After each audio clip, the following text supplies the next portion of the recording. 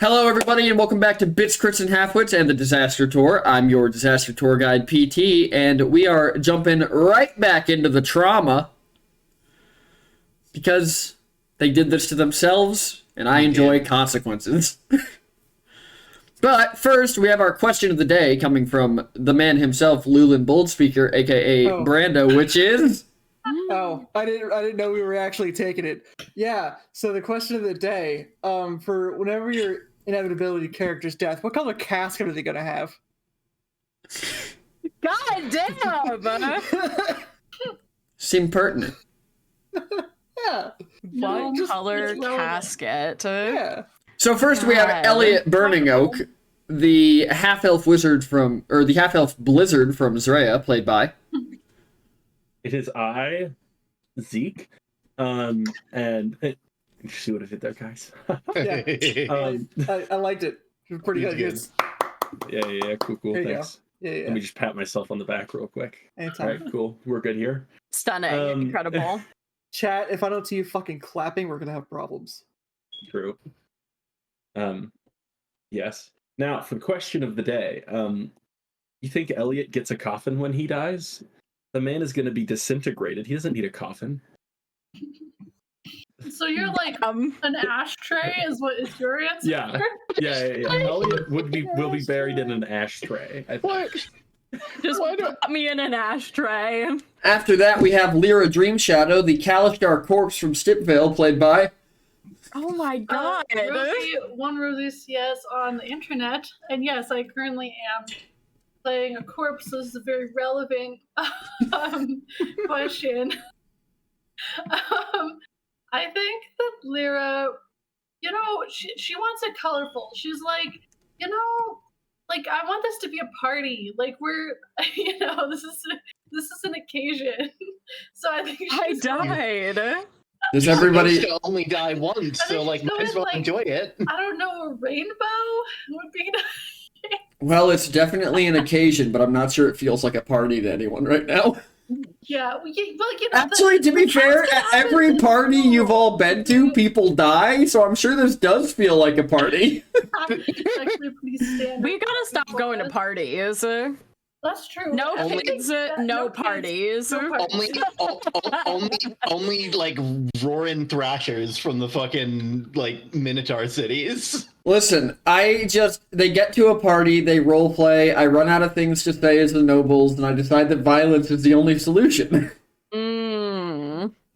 At this point, parties as plot drivers might as well be a trope of this game. Then we have Karakareem, the Furbolg warlock from Melania, played by... Hello, it's Dominion Link VT, and Karak would want to pull a Diogenes, just take his dead body and throw it over a wall into a forest and let the wolves take him. Jeez, fair enough. From nature I came, and back to nature I shall return. Then we have News and Worldwalker, the Minotaur corpse-to-be from Ulfast, played by... It's me, the Sky T. I think, I like it. My first instinct is to be like, there's probably some kind of like burial spot that they have around Ulfast, but I don't think they would waste lumber on coffins, so I think you just go directly in the ground. But also, I kind of think Newsom would want to see burial now, so she could be with the manatees in death. Nice Viking send-off. Yeah, Viking send-off to go be reincarnated as a manatee. Because she wants to be buried on a burning boat. Do you know what a boat is? Minotaurs wouldn't waste the lumber. Build a boat just to set it on fire. You don't have to build a boat. I just said you can chuck me in the ocean. You all said Viking. Chucks Newton into the ocean, the tide just washes her back ashore, so they have to get stronger minotaurs to chuck her again and hope she goes far enough. Yeah, that's how you do it. And last but not least, we have Lulin Boldspeaker, the Minotaur Druidin from Ulfast, played by... Me, Brambo. And when me and the wife die, hopefully not together, we're absolutely gonna have a heart-shaped coffin. Aww. It is It's absolutely. awkward when the deaths are separated by 10 years. Yeah. All right, go on. No, because then the Awkward one open casket. coffin in the ground symbolizes their broken heart. Damn. Oof. You bless everyone rolls for this stream. The only rolls you blessed last time were mine. Damn. That's rough. All right. Without further ado, right back into it. We are at the top of the round in combat. So very first at the top of the round, we have Lulin Me. Boldspeaker. Can we get a quick little recap of what has happened? Lyra's dead, Nuzen's down. There is a soul storm sweeping across the battlefield. Roran is just... He got thrown through a wall. To be determined how much that affected him. Everything's going to shit. I think that's just the best way to... Yeah. Just a nice little recap for not only us, but the people watching at home. Yep, for the people watching at home, Lyra is dead. Nuzen is soon to potentially be dead. Lulin is at the top of the turn order, followed by Roran, and if Lulin does not get Nuzen up, Nuzen fails the death save, the Soulstorm will kill Nuzen. Yep. Rough, buddy. After that is Ink Lulin, who is just Karak's ideal version of the Lulin Luchador himself. Yep. Mm-hmm. The Luchador. Luchador. Okay, Link. Sky. It's made out Yes. I need a Luchador Lulin. of meat. I need Luchador. like what was the fucking show from like Cartoon Network? Yeah, I know. Yes. Oh, yeah, there you Yes. Yeah. Thank you. Followed by Karak, and then Elliot, because Lyra is no longer a part of the turn order. Technically is, but not really. I stay dead. Roran has used 1 9th level and 3 2nd level spells. There is a pool of mana on the ground. Mm-hmm. Right up next to Elliot, who just shredded the soul of Lyra's father to try and keep the Soulstorm in check. Very chill of him. As one does. So Lulin, take us away. Ace it. I'm going to.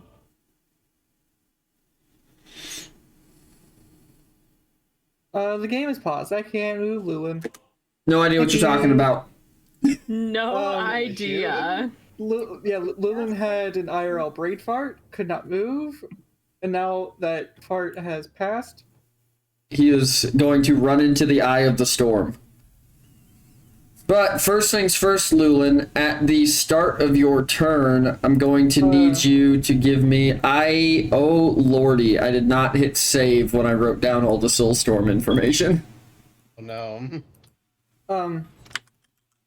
The attempted... It was increasing by a d6 every time. It's no longer doing that. Oh. Yeah. The sacrifice of your dad's soul at least has it contained right now. There's an active wall to my right, and I can't get there. I saw Ink Lulin moving while you were moving. I think you might have both of them selected. Yeah. Huh. Yeah. Okay. It's really weird. Okay. Let That's me really weird. get all this information out of my notes and back onto my Foundry notes. But at the beginning of the turn, I'm going to need you to make a dexterity saving throw. Cool. Dex save coming at ya. That will... What was the total on that? 12. That will pass. So you Hell do yeah. not take any damage. Hell yeah.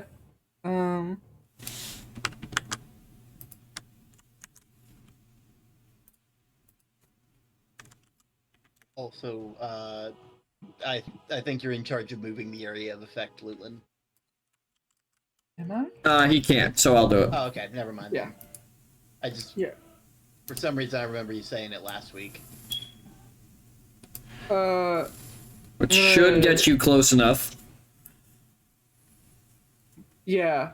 Ooh, I'm gonna bonus action heal Newsen with the one thing that's active, Aura Vitality. So Thank God for that. That is 2d6 hit points, so you regain 8. Yay! you are within my aura. Let me just double check that you're within 30 feet. Yeah, you're within 30 feet. You're 25. Cool. So there is my bonus action and my movement. How hurt is Elliot? He's okay. Elliot's the usual. Elliot's good. He's a little hurt. I think someone swiped him with a sword at one point. That seemed weird, but he's good.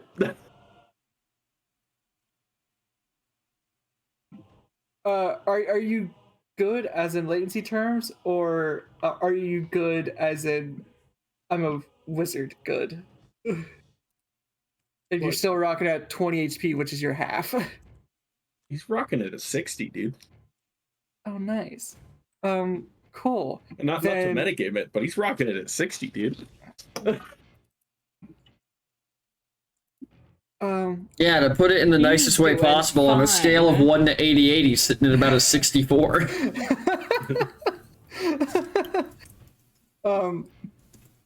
Cool. I'm going to then cast, God, I love support paladins. I'm gonna cast, Healing Spirit. Which is going to be right there. And, I'm going to read that. I call forth a nature spirit to soothe the wounded. The intangible spirit appears in a space that is a 5-foot cube you can see within range. Spirit looks like a transparent beast. Flavored, it's a very small world tree. Until the spell ends, whenever you or a creature I can see moves into the spirit space for the first time on a turn or starts their turn in there, I can cause the spirit to restore 1d6 hit points to that creature. No action required. The spirit can't heal constructs or undead. The spirit can heal a number of times equal to 1 plus my spellcasting ability modifier, minimum of twice. After healing that number of times, the spirit disappears. As a bonus action on my turn, I can move the spirit up to 30 feet. And so there is 2 times. So there's 2 charges on there. And it's right next to Karak, Nuzin, and Inklin. And that's my turn. Inklin. Inklin? Well, we got Luchlin and we got Inklin. Yep. Newsen has 8 HP. Do I just put Newsen back down? You could. Just no. Flicks on nose. Nuisance's turn gets brought back up by the spirit. Nuisance's on the ground, just like barely waking up. Oh god. Back to sleep. Dink. Good morning and good night. That's my turn. As you all watch this hole in the wall with trepidation as the moonlight spell blasts through it, Brando, I am going to need you to roll damage for that. Oh yeah. And that is for okay.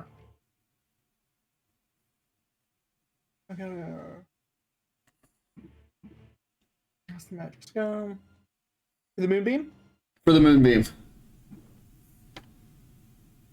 The beam of the 2d10. moon. Yep. I'm going to need you to roll damage for that as Roran... Wow. Oh. As Roran walks through it into the center of all of you.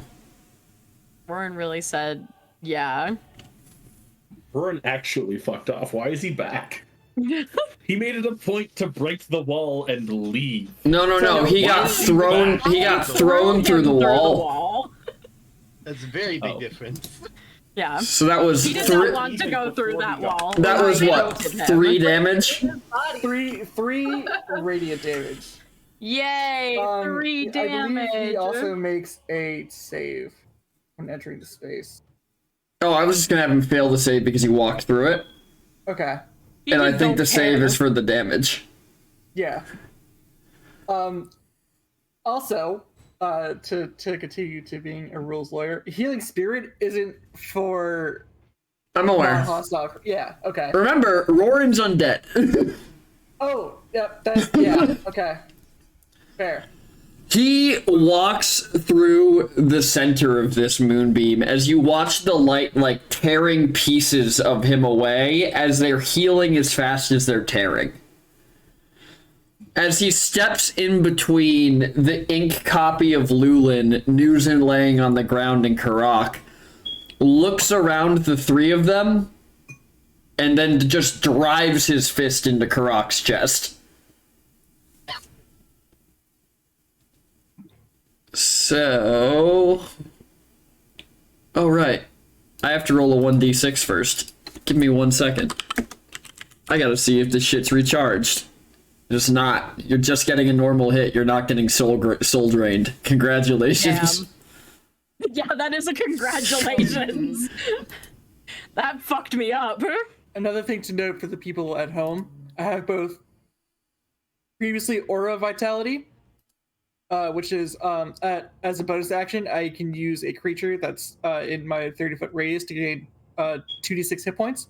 I also have Crusader's Mantle, which non-hostile creatures in my 30-foot radius also deal an extra 1d4 radiant damage on weapon hits. So, Karak, I know a 29 hits you. Yeah. So I need you to make me a dexterity saving throw. Got it. Is he punching or is he stabbing? He is punching him. It uses the same roll, and I don't have a Oh. punch. His blade is, at this point, completely broken. Yeah, because it went into the mana. Yeah, he could cut him with the, half blade, but there's no point in doing that. So, Karak, you are only going to travel 10 feet back. So back this way. Oh, well, we both did that. Okay. Yep. A casual 20 feet. that. And then Roran is going to Misty Step behind you and hit you again as you are stumbling back.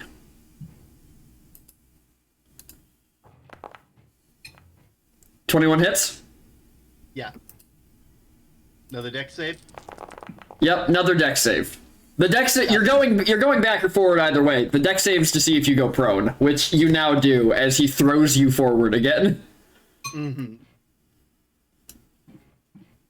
And it is Nuzin's. How much damage total is that, by the way? That is going to be a total of. It's going to be a total of 32 damage. Got it. Which, I'll just do for you real quick. Oh, you already did it. Perfect. Yep. All Just took right. a second to do the math. Nuzin, it is your turn. Give me that dex save at advantage. God.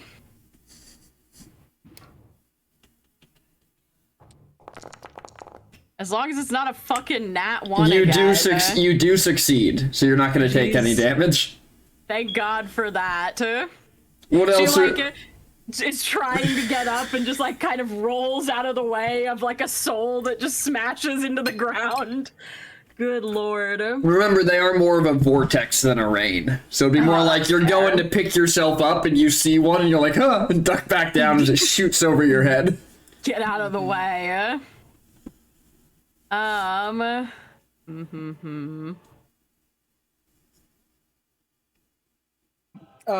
Do you want another d6 of healing?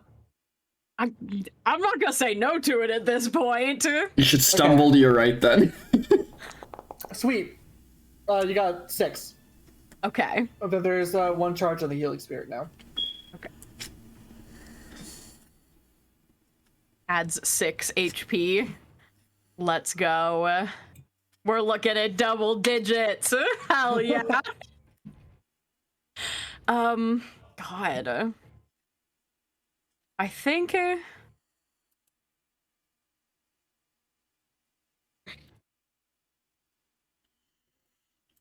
I think at this point she's less concerned with. Well, no, I don't have any more second level spells. I can't do shit. Oh, I can only do it for one Lulin or the other. That's unfortunate. Hey, just remember that other the Ink Lulin only has half your HP. Yeah. So when that thing hits 42 HP, it dies. It has a max of Should be 49, right? 47. 47. Okay, so when it hits 47 for rounding down. when it hits 47 HP, it dies. Yeah, it's currently on 28. Because I have Okay, as long as you have a tracker with it. yeah, before I casted Healing Spirit, I wrote that down Okay. last week. All right. So what else are you doing, Newson? As you kind of take in your surroundings for the first time since falling unconscious, and you see Yep. Elliot with the ribbon wrapped around the sword and strain on his face, Lulin standing next to them. What you don't do that. Don't do that. Now I gotta fix the whole screen. Put it in your notes. You got a notepad. I think, like, it kind of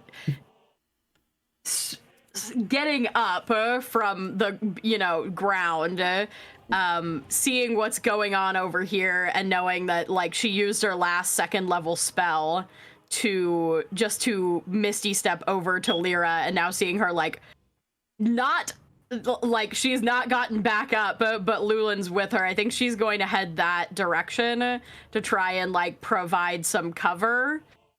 And finally freaking rage. Whether it'll last, we'll see, but You mad, bro? yes. Can't wait for Newson to accidentally step in the mana liquid going to attack Roran on the next turn. Just die instantly. This is more of a him coming to her deal now. And I think And she'll he just will. hold an attack for if Roran comes in range. Okay. It is Ink Lulin's turn. Cool. Including just gonna run up and bap. You know, he might as well. He's gonna do his best. All right, roll to hit. Run up and bap. Wackus bonkus. Wackus bonkus indeed.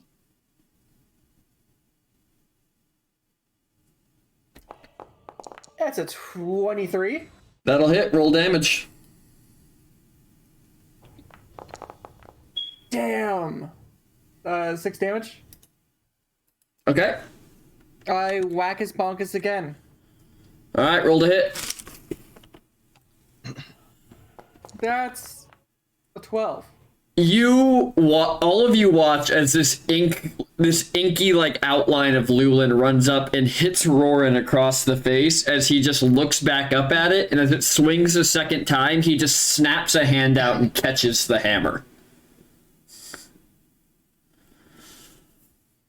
I don't think I have any bonus action shenanigans.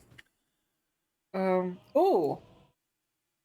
no. I'm gonna say the ink copy of you cannot divine smite. It has no connection to the gods. Yeah, I imagine so, which is why I did it. I'm going to hammering horns. Okay, what's the roll? DC 16 strength save. Or it's pushed. It's pushed 10 feet away. Okay. That's it. That's my turn. All right, Karak. All right. That little like spirit thing beside me. Yeah. How exactly does that work again? Like in a Like So in a sentence. whenever you come into its space or start your turn there, I could designate whether you get a D6 of healing. Do you need that D6 of healing? More than likely, yes. Okay. So, I'm gonna start my turn. Yeah. Then that spirit's dead. That is a Okay. god spirit. Got it. Okay, so, starting off, Karak is gonna use his action to go ahead and use Eldritch Blast to, at Rorin, because my brain's not on right now, so I do apologize if I'm a bit slow. I forget how many beams I have. I think I have 3 currently, because it's not until 17th I get 4. So we're gonna go ahead and use all of those on Rorin. First one is a 13. Does that hit? As you fire the first one, you just watch as he leans out of the way as it goes over his shoulder. All right. Next up, we're gonna go for the second one. This one's a little bit closer, but he still manages to dodge it. All right. I'm looking at my invocations real quick. I'm going to imbue that beam with Lance of Lethargy. So that should their speed is reduced by 10 feet until the end of my next turn. Even if it didn't hit him? Oh, the second one didn't hit? No. Oh, okay. Well, that is a concerning thing to see. I'm gonna follow that up with a third one, which... Oof. Yeah. That will also not hit. Oof, that is... As you hold up your hand and fire these out, as he almost seems to dance around them. Yeah. I'm just gonna kind of call out to Inklu and be like, keep him on the ropes, big guy, and proceed to use Hidden Step as my bonus action. You see a very goopy thumbs up. Mm-hmm. He's just going to, and so Karak is going to be invisible and is going to use his movement to hopefully make it to the Eye of the Storm. Cool. One thing I forgot, roll me a dexterity saving throw. Got it. Save, dex. Oof. So as you try and run, you're going to take 10 necrotic damage. Mm-hmm. And that takes away from my max as well, right? It does. No. This one doesn't. Only the one at the end of the round does. Okay, got it. All right. Next we have Elliot. Yeah, boss. What are you doing? You should be at 9 right now, Term. Didn't I get 3 healing from Lulin? That took you to 19, and then you took 10. Oh, okay. You took care of that earlier. Got it. Classic.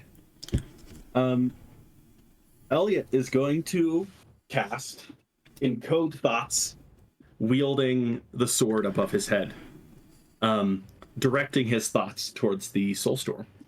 And believe it or not, Isaac prepared.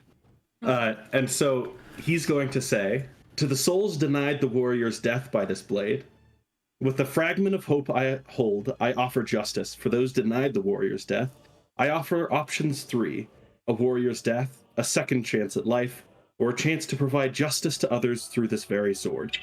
I ask only one thing of you. Defend me from the creature that would use your hope as power and deny you what you so deserve.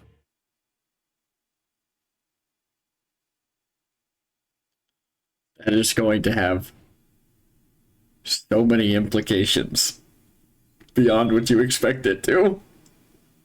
Oh, I expect implications. We wouldn't be in this mess if we didn't expect it. Isaac wants to be the god of Warforged. Roll persuasion. Ooh. Persuasion. Let me just go find my abilities. At advantage because you are currently wielding the sword. Mm-hmm. Bruh. Reroll.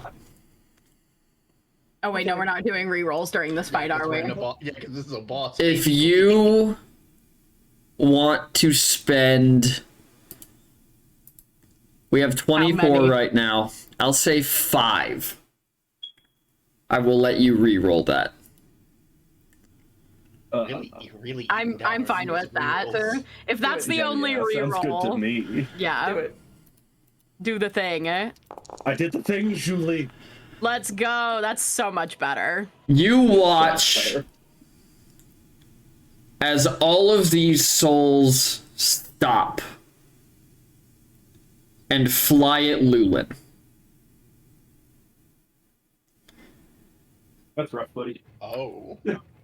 As they hammer Lulin in the chest, as he backs up and steps away, and the visage drops as pieces of Lulin are shattered off, revealing Rorin beneath.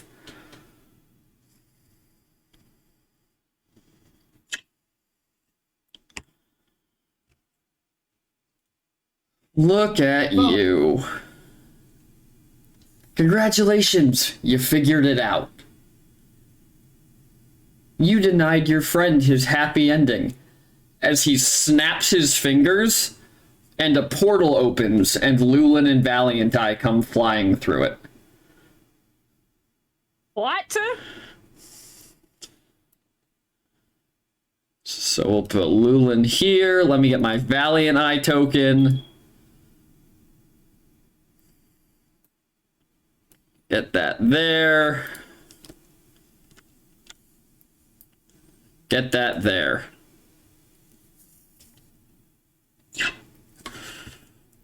As Lulin and Valiant Eye tumble out of this portal, Lulin, what were you wearing in your happy life? My God. I'm just gonna. Lulin was closed. I was gonna say if it was a 5 or lower, it's out. It's out. But I got put into a luck check, so yeah. We're closed. We're clothed. Thank God for that, boy. That was really. We're taking it either way. There was just one problem with your little invocation there, wizard. Every soul in that sword suffered a warrior's death. As he snaps his fingers, and the souls burst out of his chest and the storm begins anew. A warrior's death allows the soul to return to where it belongs, not be captured by a selfish creature like yourself. Oh, it's great that you think that I captured them and that they didn't come willingly.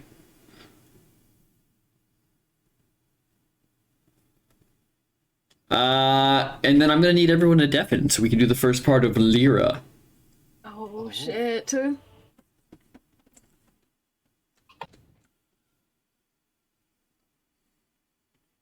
Lyra. Hang on, let me change the music.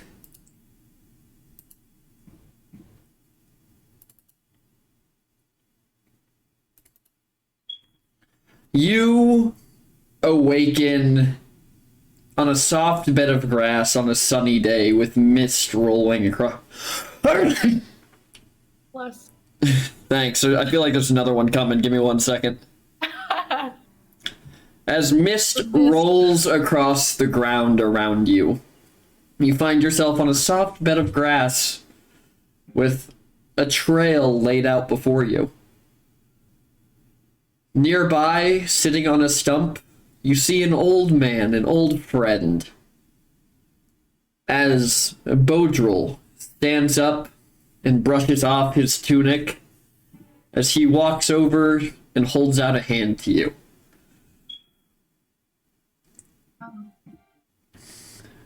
Hey, Bodril, what's that going on? Where are we? Welcome to the Twilight Path, Lyra.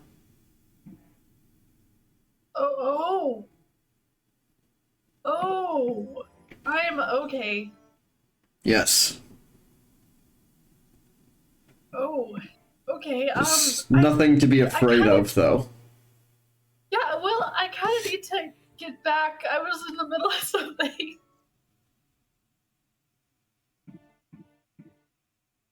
Well, once you begin to walk the path, there is really no going back.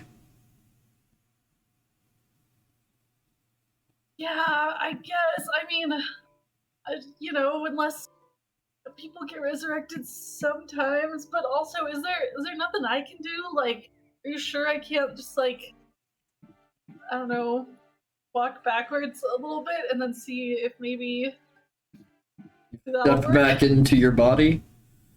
Yeah, I'm afraid it doesn't work like that. I guess. Okay, so I just go forward and then I, like, turn into mist? I am here to guide you to the gate. Neat. Okay. But the gate will send you to wherever you believe you belong. Okay. I really thought death was just kind of like you just didn't exist anymore. So this is it's a little surprising to me. Hopefully a good surprise. Yeah, I mean, yeah, it's better. I feel like this is better than just not existing. Cool. Guess lead the way. Come. We have quite a few things to see on our journey. Okay. As he begins leading you down this dirt path, and as you travel along it, it becomes more iridescent. You see the colors of an aurora kind of floating through this path as you walk along it. As you look off and around, you see memories. You see your father with you sitting on his lap as he tinkers over a small gadget. And you remember the first time he showed you how the inner workings of a watch functioned. As you look on with a childlike awe, and you wonder to yourself where you lost it along the way. I think I kind of know where I lost that. Like, that. I think I know that one. Yeah. I guess I had kind of a good run. I did a lot of stuff.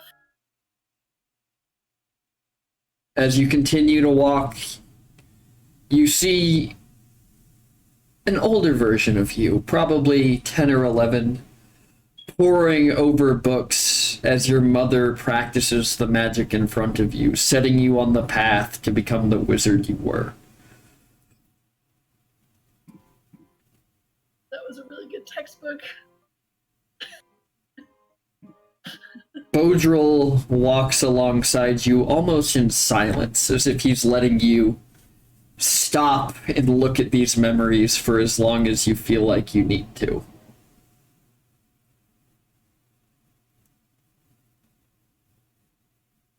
And I we'll think she's... Sorry. continue. Oh, I was just gonna say, I think she's sort of like spending a little time here and there, although she is like sort of moving along, she wants to sort of see what this gate is. As you continue to walk, Bodril kind of walking next to you asks, is there anybody you would like to see?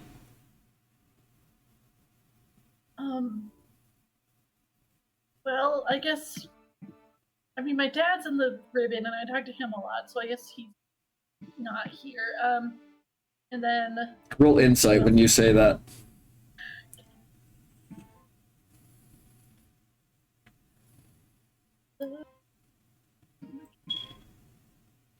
Up, because, she's dead, so... Okay. Insight. Okay. As you say that, you kind of almost look back behind you unconsciously. As you see standing at the end of the path, your body on the ground on the far end, with Elliot kneeling over it, sword in hand, and Nuzin facing towards what appears to be a shadowy apparition. You see Karak next to it as Lulin and Valianti tumble out of a portal, and you see Rorin standing with his arms crossed as you watch a turmoil of souls pour out of him. And as you look at them, you can see almost a flicker, almost too fast to catch who each of them was in their life. But you don't see your father's soul anywhere around, as you see the ribbon wrapped around the blade. I think that Lyra, probably, I don't think she'd quite get the significance of that. I think she would be much more focused on, like, the fact that they're in danger, and also, like, Valianti is there now. And she's like, are you sure there's nothing I can do? Like, maybe I can, I mean, those are all, like, souls, right? All those things. The big storm of them. They are. Can we, like, pull them here? I mean, they're supposed to be here, right? On the path. They are not souls of this plane.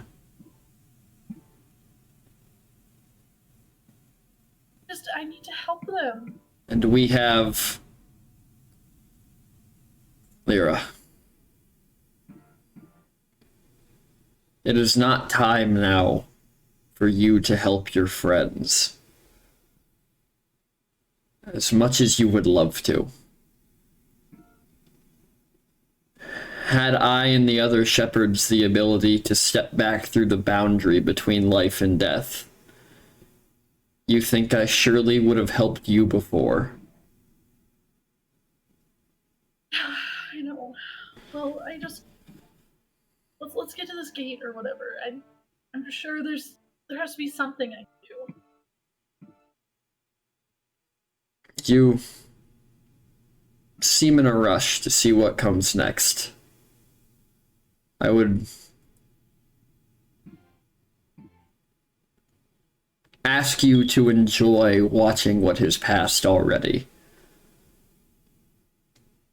For in your rush to see the ending, you might miss the importance of the journey. And the gate sends you where you think you deserve to go. So the journey is all the more important. Okay.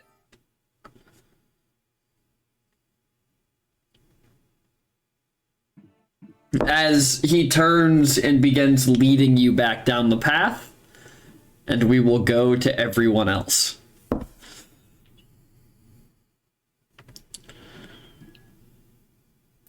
I'll do our little...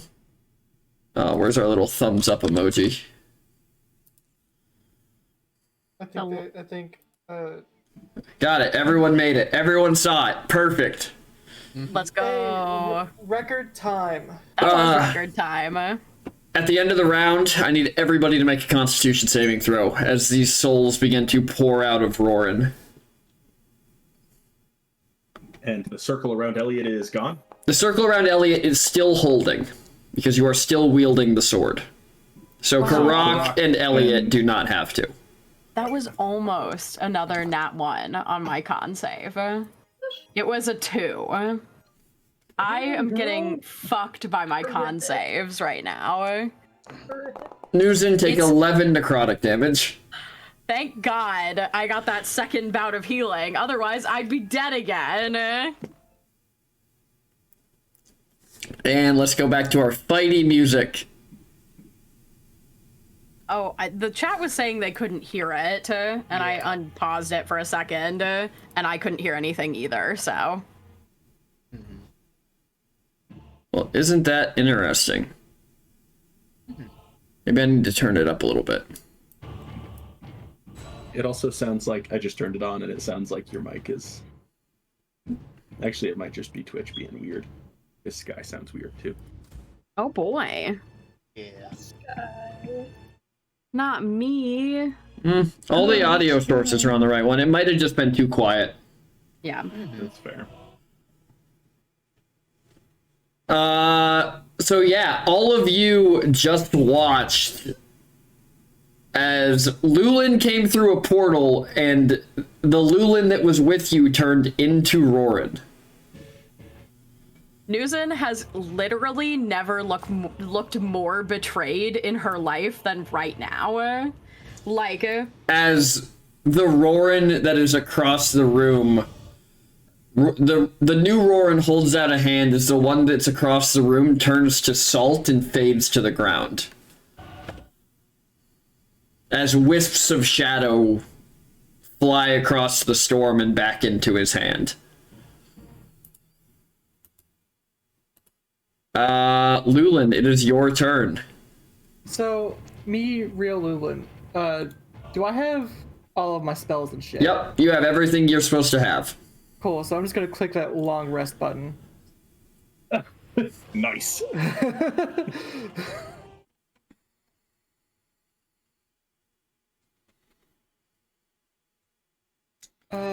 Cool. Lulin, Hi. a Yeah, deal's that's me. a deal. You have something for me. Do I have something for him? The deal was you'd get him the amulet. But do I have that on me? You would have that on you. You have spent years in this second life.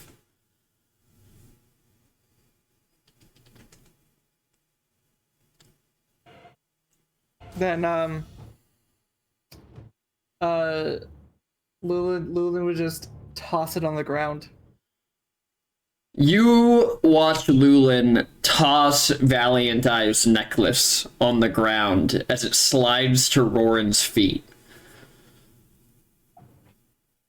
Lulin's still holding her hand.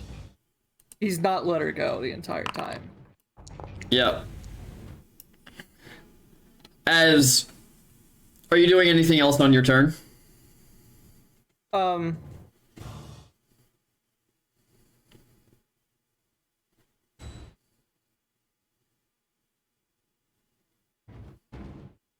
I am going to...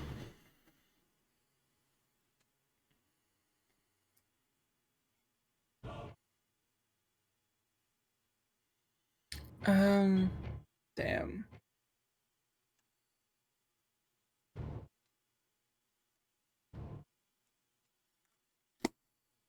I thought that did that to everybody, but that only does it to one person.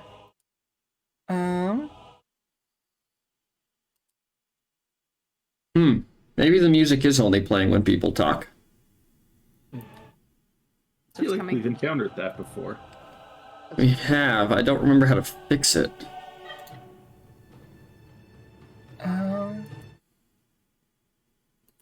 Let's see. I'll play with it while you all do your thing.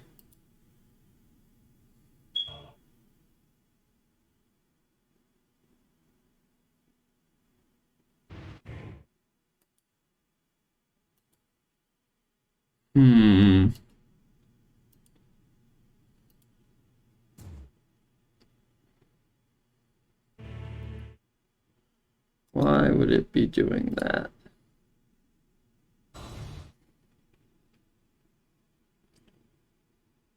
Haha. Ha ha ha ha.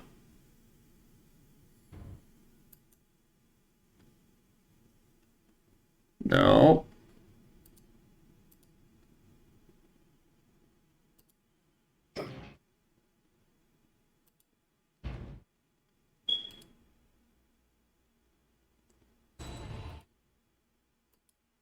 What were the spells that don't affect him? You don't know. You weren't there when they got told that. No. That's fair.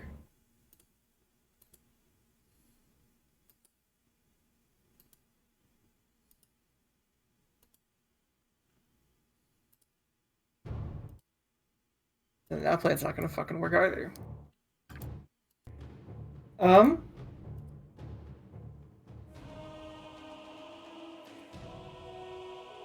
Chat, can you hear the music now? I hear a smoke alarm that needs a new battery. Yeah, that's in the hallway of the building. I can't do anything about that. I can hear it. Walk up to the smoke detector, take it down, put a new friggin' 9-volt in it, I'm and not put it back up. I'm not allowed to touch the smoke detectors that aren't in my unit. Oh, That's damn. dumb.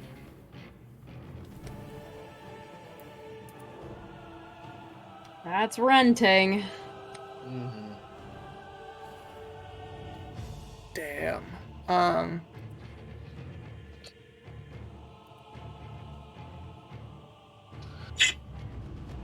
I really don't know what the fuck to do.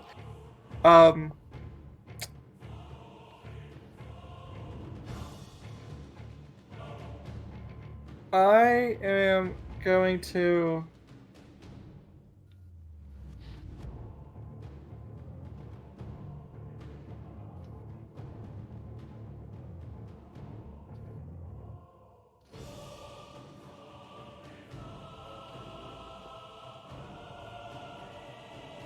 I am going to cast Spiritual Weapon as a bonus action.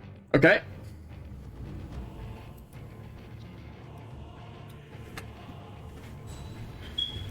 And I'm going to cast that at 4th level. And I'm going to put that.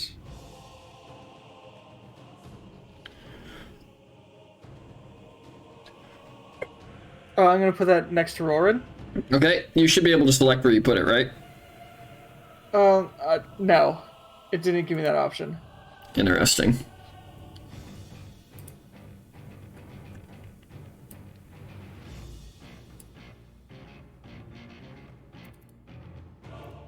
Alright. Tiny spiritual weapon. Yeah. And I cast that at 4th level, so that does a lot of damage. Yep, you gotta roll to hit first, so. I don't know if I can take the attack when it's... I don't think you can. I think it's every turn Yeah. after that. Yeah. Then I'm going to move forward and I'm going to attack him. Because that spell is a bonus action, and you love to fucking see it. Well, roll to hit. We're going from a potential partial TPK to a full TPK. Oh! What the? You run up, Lulin, as you swing your hammer, and Rorin is leaning down to pick up this gemstone amulet on the ground. As you go to swing the hammer, you just hear a ripple through your head. I thought we had a deal. As the tether on your wrist snaps, he grabs your hammer and you feel his fist come up into your gut.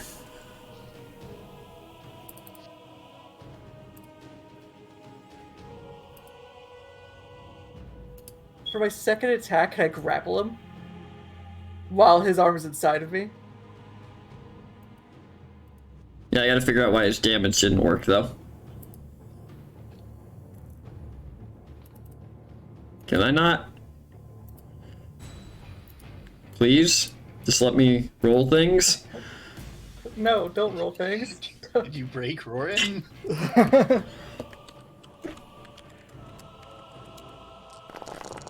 You're gonna take 19 damage as he drives you 10 feet upwards.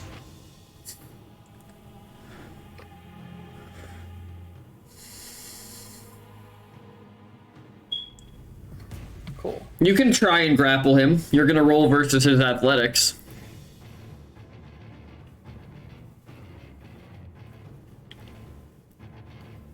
Do I have a thing where I roll athletics at advantage? I really roll that. Figured out why it was broken. It's because I deleted the token that I had the sheet up for and put the other token down. Oh. It's fixed now.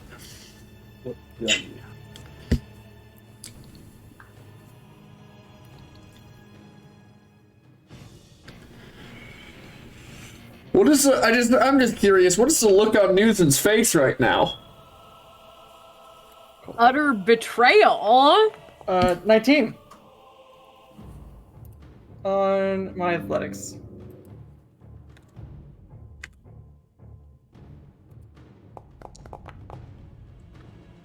Alright. Considered grappled. Well, technically we're grappling each other because your arm is in my stomach and I am holding him close. It's not in your stomach, he just punched you in the stomach. Oh, the way you sounded is just like he just punched me in my gut. Like I thought arm was inside of me. That I didn't say that. Yeah, consider grappled.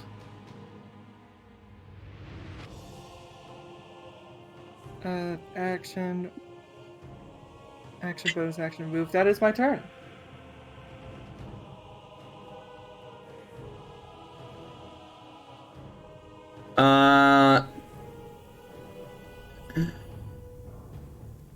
Okay. You have him grappled. I got the thinking cap on. Not sure I'd call that your thinking cap. Yeah, it's his thinking buddy, dummy. Yeah, Earl is telling me all the secrets. I don't understand how you're living with that fucking fire alarm or smoke detector. It is bothering the crap out of me, and I'm thousands of miles away. Listen, dude. I can tune out artillery, I can tune out a smoke detector. That's fair. I guess, that's fair. I still think you should call a foreman right now, very angrily. Brother, I've been waiting for 3 weeks to get my dishwasher fixed. I've put in all the maintenance requests I can. Welcome to renting. In a part of town where I don't have a high budget. Let me put it that way. Yeah, fair enough.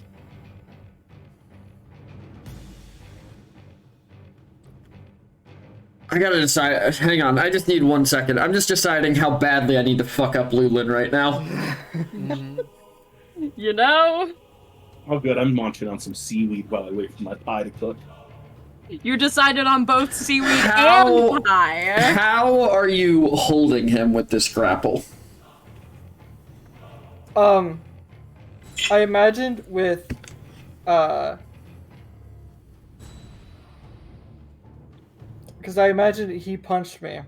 I imagine I grabbed onto his arm.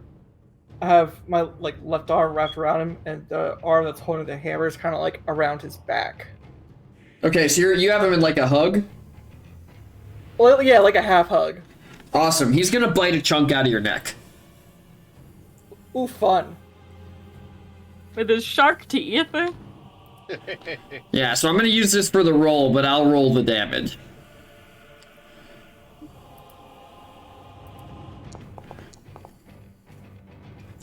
I'm also gonna need you to make a con save. I'll silvery barbs that.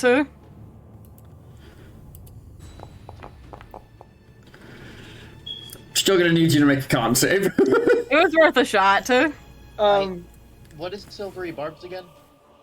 It forces a reroll. Is it a spell? I'm also gonna give advantage to Elliot. Is it a spell? Yeah. Are you raging? Oh, you're so right. I am. I Okay. hate to be that person, but Get wrecked!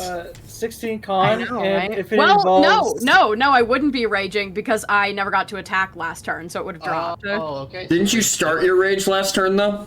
You started your rage and you have a held action. Can you lose it the same turn you start it, though? No. That's a good question. I think you have to attack each turn. Hold on. You either have to attack or take damage. Which you did take damage. I did take damage. Yeah. Okay, so it is held. Yeah, it's either taking the attack action, doing damage, or taking damage. Yeah. For each Like level. I said, hate to be that guy, but I'm like, Yeah. I want to keep us accountable if we're in this mess. I'm giving myself back that spell slot then. I Are you also can't immune to be- poison? I'm not. I'm immune to being poisoned. I'm immune to the poison affliction, but I'm not immune to poison damage. Okay. So you'll get away without the con save. Sweet. You are going to take 45 damage, though, as he rips a chunk out of your neck, and you are going to have a persistent bleed. Fun. And then with his second action, he is going to shove you off of him. So roll me an athletics check.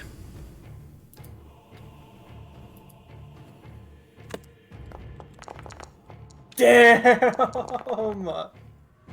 As he pushes you backwards off of him, how are you reacting to this chunk of your neck that is missing?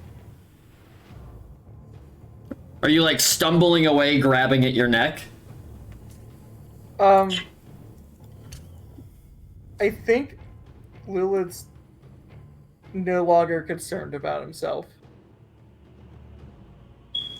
Okay, as his free action, he is going to lean down and pick up this amulet and clip it around his neck as you watch the amulet grow into a much thicker version of his armor around his body. Well, what's next, heroes? You have one friend dead, one on the cusp of death, and I'm more than happy to take the rest of you there. Why don't you take a glimpse into the future, Newson? See what happens next.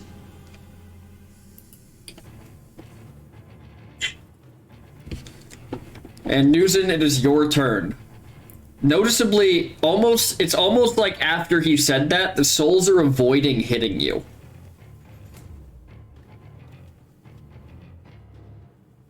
Who said what? After Roran said, take a look into the future and see what happens next, the souls are avoiding hitting you. Oh, interesting. Me and my 3 HP.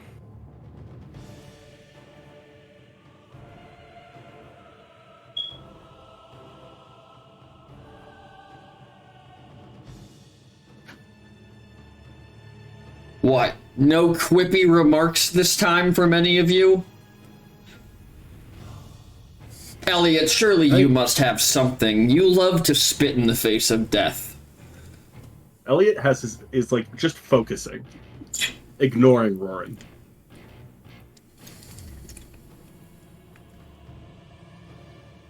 I'll be honest. I'm still catching up to speed. You weren't Lulin, but you were there the whole time. Wow. You did a really convincing Lulin. Like, really convincing. Wow. Thank you. I learned how to act from the best of them.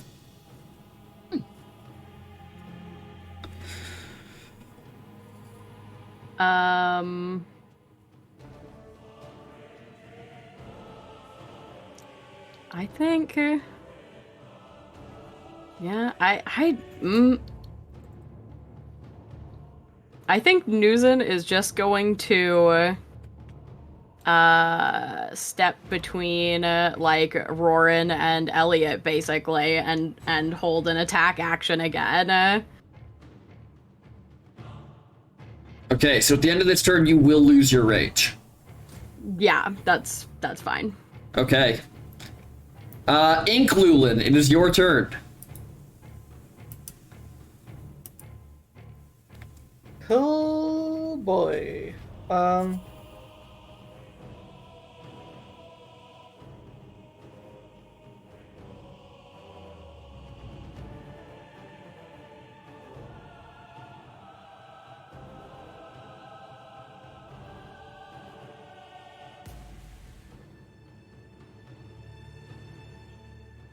So Inklulin can't cast paladin spells, correct? But I can cast druid spells. Sweet. Okay.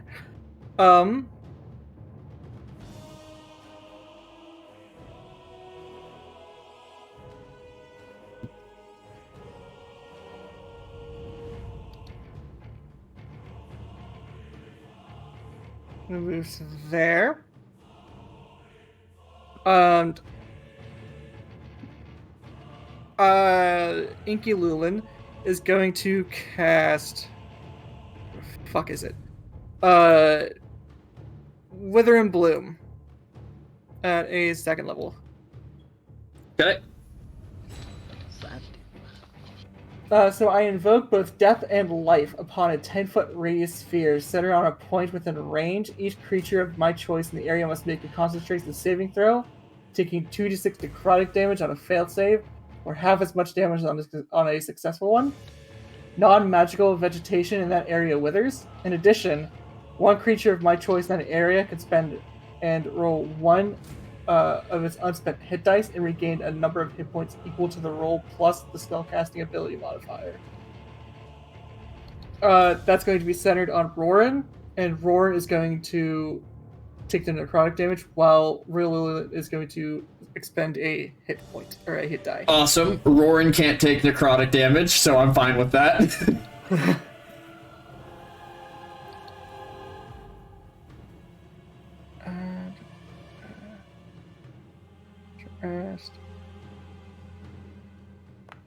Sweet, 12. You'd love to see that. Action, movement, no bonus action, and that's going to be Inky Lulin's turn. All right. Karak. Woo! Okay, give me this. I just accidentally closed my character sheet. Oof. I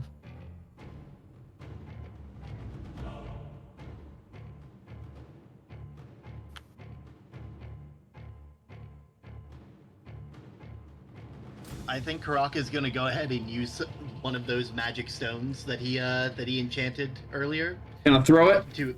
Yep, just gonna chuck it. Gonna do that real quick. We'll roll to hit. Roarin, obviously. That will not hit. Oof. And by the end of bonus act, now that's the I'm not gonna move anywhere because that seems like an awful idea. So I'm just gonna end my turn, and Karak's hidden step makes he's now visible again. So That makes it even funnier thinking that the voice coming from nowhere next to Elliot and Nugent was just Karak invisible, just talking. Yep. You did a really good job. Thank you. All right. Rock at him. Elliot. Once again, he's going to channel his thoughts to the Soul Storm. I stand on the precipice of death as my closest friend lays dead at my feet. This is a sacrifice I was willing to make.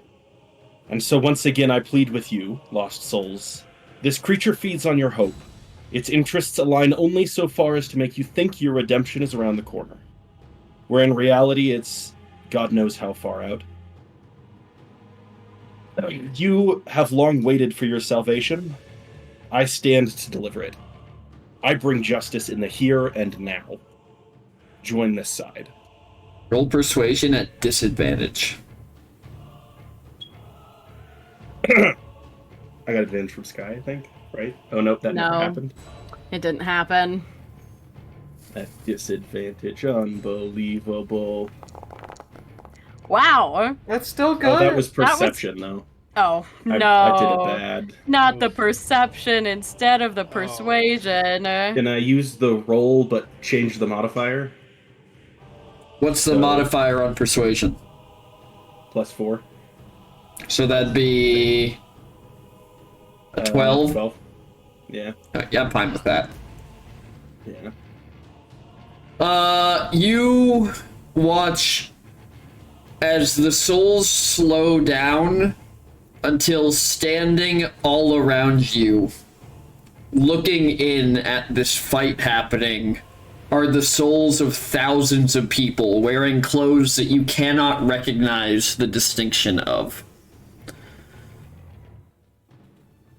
You know not where these people hail from, but you know that the clothes they're wearing look nothing like anything you've ever seen on Sylvanaria.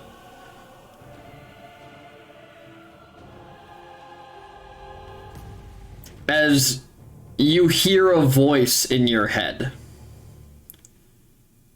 Why should we listen to one more wielder willing to make sacrifices? Because your last wielder failed to save your plane. But didn't fail. Your home. But he did not gone. fail to save our souls. And yet he wishes to hold you indefinitely? To battle his will?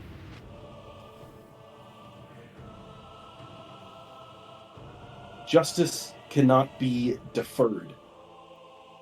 Roll me a wisdom saving throw as you hear hundreds of voices in unison begin to yell, "You don't understand." And actually, I'm gonna have everyone make that as these souls are now vocally yelling, "You don't understand it, Elliot." Guys, guess what? Guess What type of saving throw again? Wisdom. Yeah, what? I have advantage, and I first remember this is the first time I've used advantage on my saving throw. That was a really good wisdom save for me. Holy shit. Which one was real Lulan and which one was Ink Lulan? First one's real Lulin, second one's Ink Lulin. Ah, there it is. Okay, where is Karox? Sorry about that. Okay, so Newthen, Ink Lulin, and Elliot, you can continue acting. Lulin and Karak, you are stunned until the end of Elliot's next turn. Elliot is going to respond with this, to this, "You don't understand," with then "Give me a chance to." And everybody deafen while we go to Lyra. Oh boy.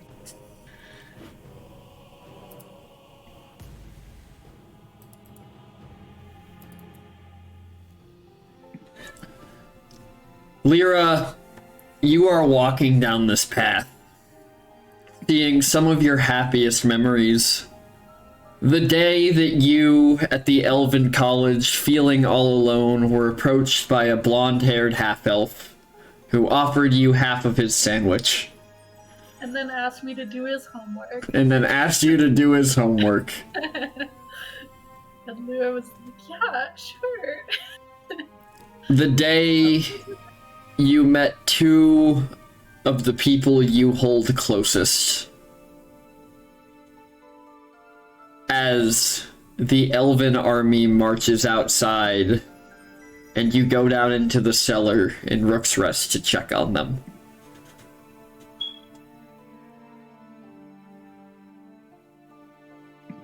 And then you see the rest.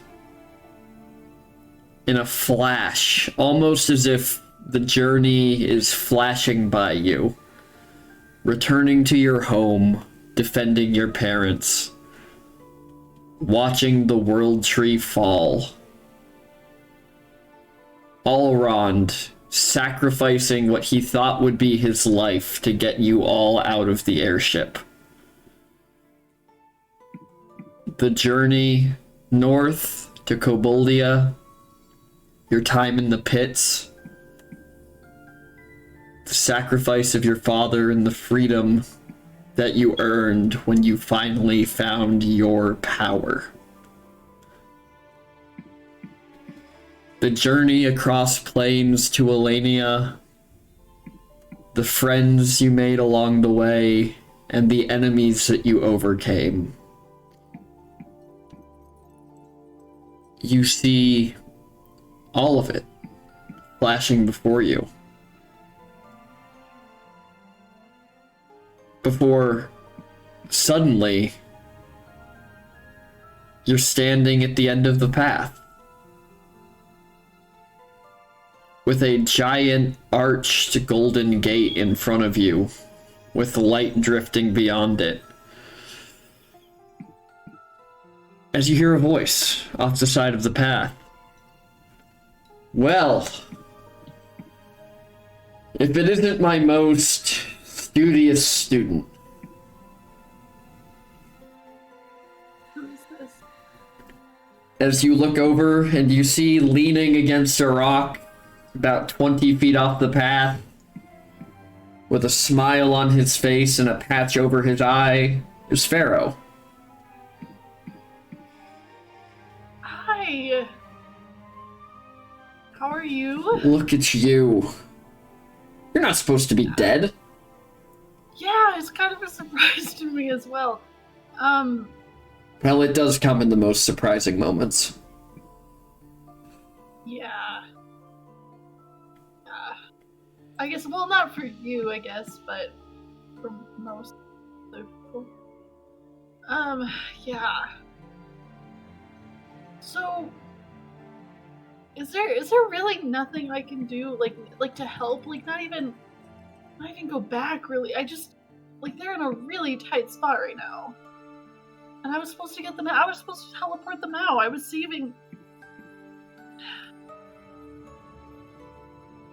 You were saving magic, you say?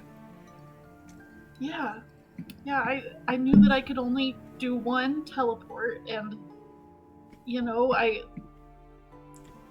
kept... As he kind of stands up, stretches his arms, you hear his back crack and pop a couple times as he walks to the edge of the path. Well, there might be something we can do. Really? Depends where you wanted to send them. Oh, that's a good question. I feel like just away. I guess they needed to go to a Pood to get the God Killer axe. Yeah. So that seems like a good place to send them. It's good to see that you're all still following the path. Yeah. After all, I went through a lot of effort to hide it. Wait, you hit it? Where is it? Can I just send them straight to it? No.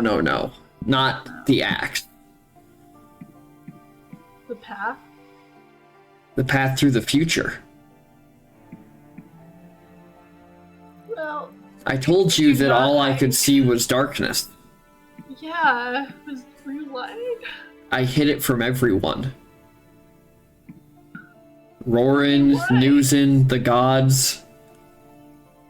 Because the best chance you have at saving everyone is if they can't see you doing it. Yeah. That's I can see why how- you couldn't save me. Because it took every ounce of who I was to cast the magic to hide the future. So, That's why I can't cross through that big old door there.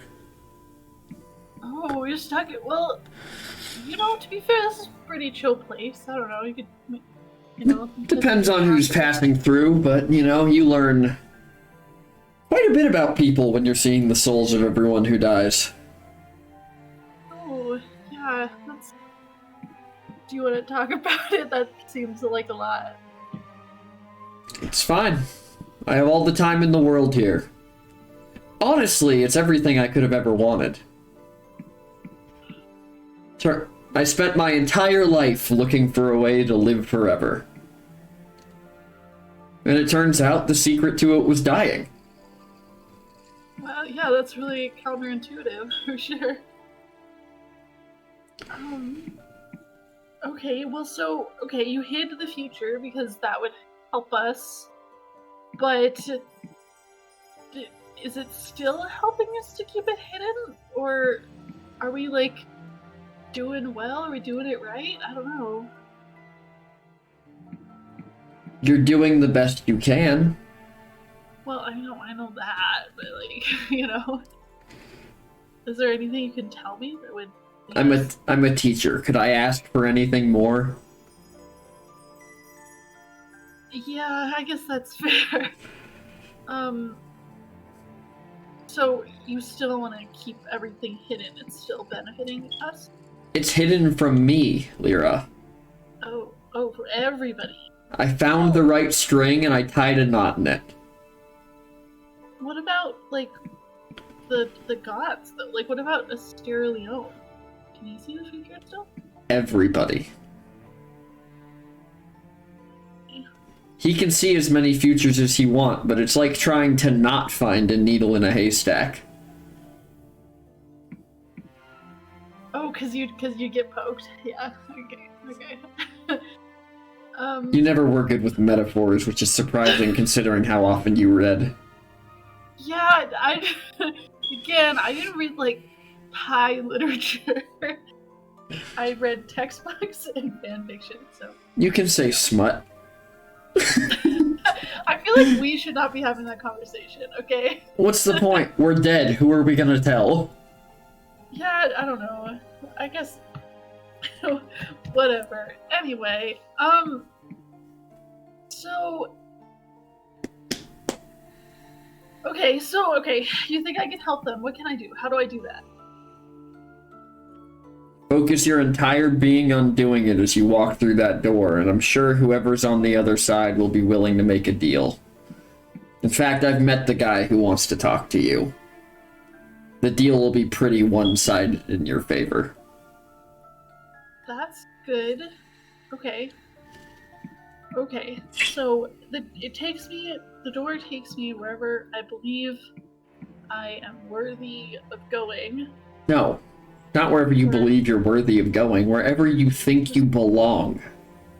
Those are very different things. Okay, that's good, because I was really stressing out about being the worthy? worthiness part of it. Yeah, I was like, okay, why wouldn't you be? You're one of the most I powerful wizards on the plane. Well, You would do I'm sure anything, including sacrifice your life for your friends. And even with your life on the line, you wouldn't hurt others, even if it meant you died. What part of that doesn't sound worthy to you, Miss Dream Shadow? well, that's very kind of you. I definitely think that I belong with helping my friends. Like that I belong with them. So I feel like that shouldn't be too hard, right? To go through the door. The door can't take you back.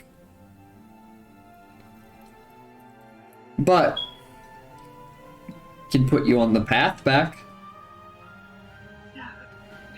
Okay, because that's where I belong, obviously. So so I don't need to like do anything weird, get myself in a weird headspace. I'm just gonna go in. Don't overthink it. Okay, I'm gonna try really hard not to. Do you need a drink? I think that No, I helped think you the first time, didn't it? I don't know if it helped. I think it just, ramped up the anxiety. So I think I'm going sober this time. Do you still care about grades, Lyra? Well, I still would like to get my degree at some point. Which, okay, I guess that sounds a little weird to say because I'm dead. Currently. Yeah. Well, it was a goal of mine when I was alive to graduate. I think that these days I would accept the C's get degrees. I think I'm, relaxing a little bit on that front. But I would still like to get the degree, Well, then I'll tell you what, Lyra. From your least favorite professor, I'll give you least favorite professor. You're right, I did let you pass my class, but I'll give you an A for effort. Well, thanks. I appreciate that. But I'll still wait to see, because I'm assigning you a new final assignment. Okay. Save the world. Yeah, I guess I really couldn't get my degree if, the world ended, so... After all, Apood's prestigious. They probably give out honorary degrees for things like that. You might like, not a even need to prerequisite. pass Malum's class. There you go. And then also, it's kind of like a prereq, you know? Like, in order to get my degree, the world needs to be saved. So, yeah. As he says this, he's like walking along the path talking to you. Mm-hmm. Lyra's And like convincing herself. As you say that, as you're talking to him, as your only thoughts are on this, like, happy, I need to save the world, before you realize it, you see a blue light as he walks you through the gate while you're not thinking about it. Smart. And around you on the other side is a humble study. And we'll go back to everybody else.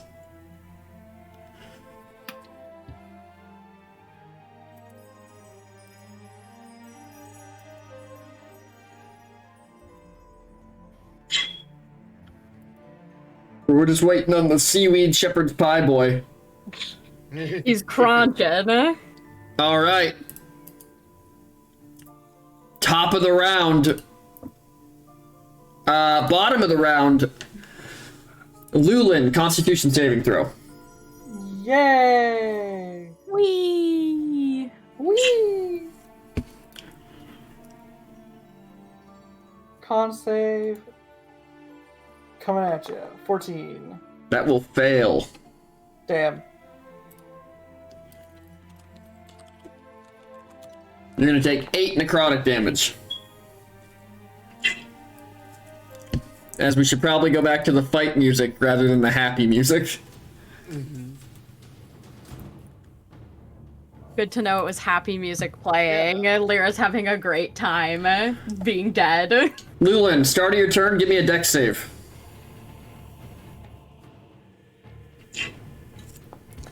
Oh my god. 3.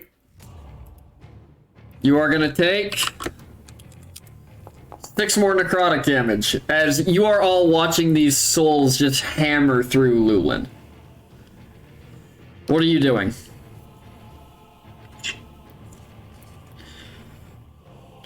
The rest of us? No, Lulin. Oh. I'm like, The rest of you are taking. You directed that. You I all did. see I phrased these. that weirdly. Yeah. Bonus action, I'm going to have the spiritual weapon take the attack. Roll to hit. Scroll all the way the fuck up. Spiritual weapon. 22. That will miss. Damn.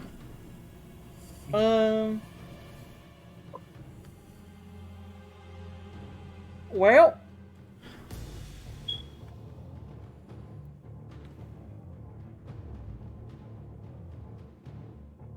What are you doing for your action?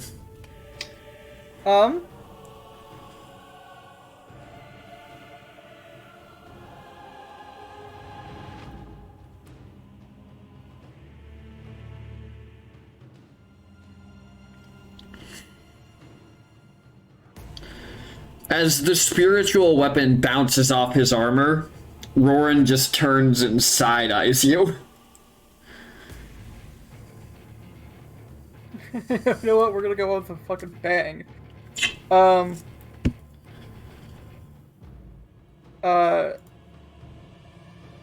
Moonbeam.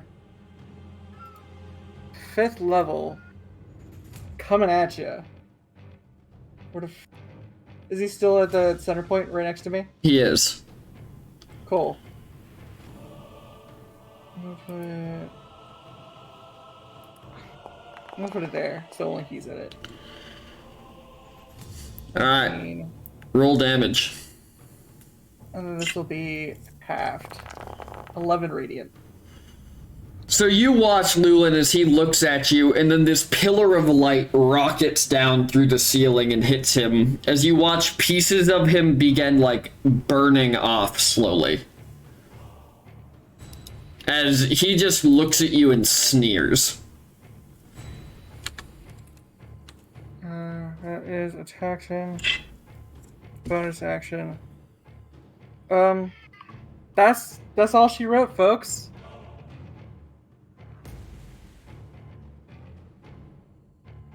I know, Earl. It's real sad. I'm gonna be dead. He's screaming. He's screaming, PT, don't do it. Don't kill us. That's that, or he wants more snackies. But I've already given you more snackies. Could have thought about that last week. As Roran stops looking at Lulin, still standing in the moonbeam, so roll damage again.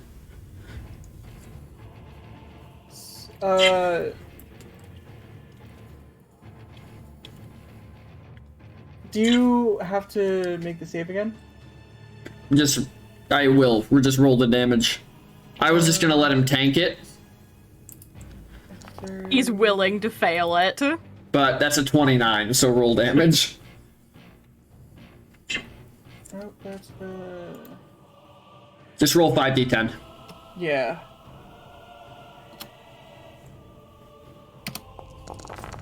So 15. he's gonna take 8 more damage as all of you looking at him. Elliot, he turns and looks directly at you. You gonna look back at His him? eyes closed. Ooh, that's unfortunate. That's just how it is. He's been focused on talking to the spirits and in no way is paying attention to this battle.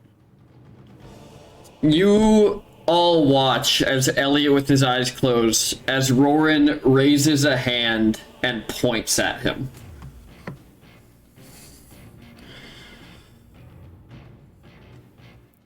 Do I want to do this? I do want to do this.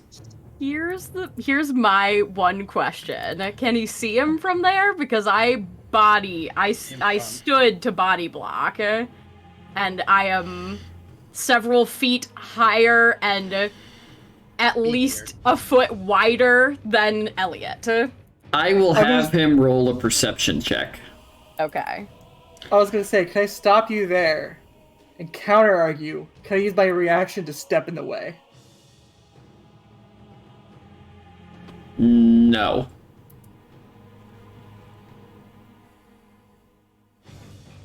Damn.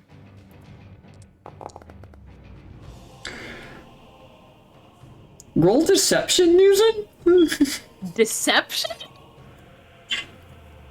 I don't know what the roll would be. How else would you describe hiding someone from view? Intimidation. I get real big. Except I don't think... I'd let you roll... Okay, you can roll deception, normal, or intimidation at disadvantage, because he is not scared of you. Fine. Yeah, that's about what I expected. Okay. It's not as bad as it could be. He looks at Elliot, and he says one word. Wait, so he can see me? He can see you. Okay. And he says one word. Stun. And he is going to cast Power Word Stun on you. As you feel your entire body freeze as you lose control over what you were doing.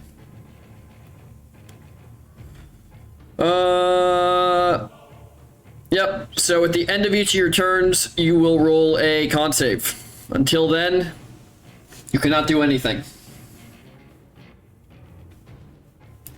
Are the spirits still, like, They are around still and... standing around watching. Okay. Newson, it is your turn. Alright.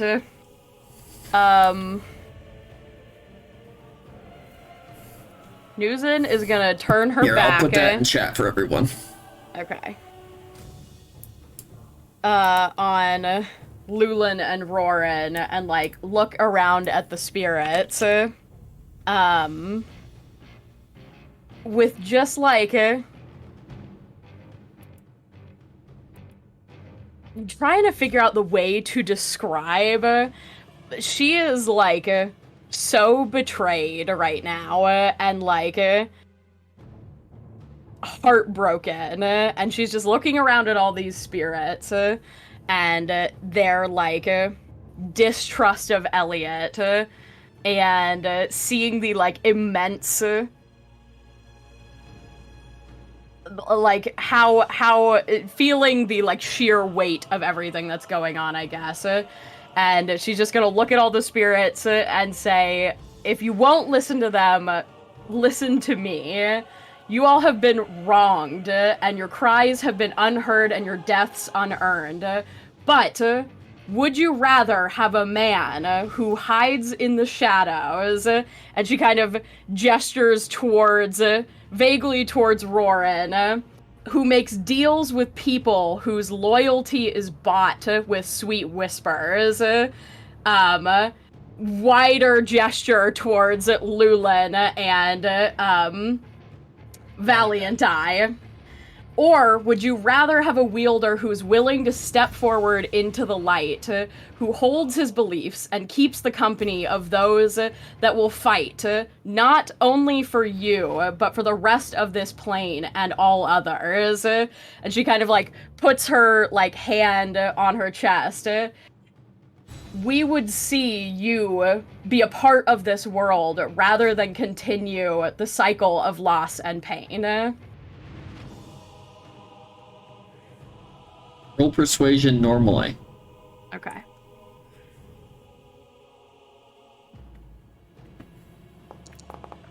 Come on! My rolls are so shit today! You hear the spirits begin their chorus again. You don't understand. You don't understand. You don't understand. And then all of you hear Roran's voice cut through it. But you could. Let's make a deal. Before me, before the gods, before the very spirits you claim you're trying to save, keep the sword. Wield that power. And don't force the spirits to do anything within it until they choose to. Until you understand what you're subjecting them to.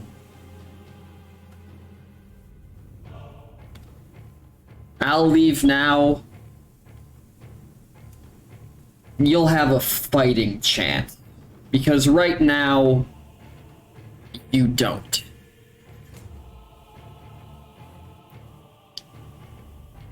One of your friends is dead. But all of mine are. Don't walk the same path. Do you agree? And Elliot, you feel just the muscles around your throat and mouth free up so you can respond.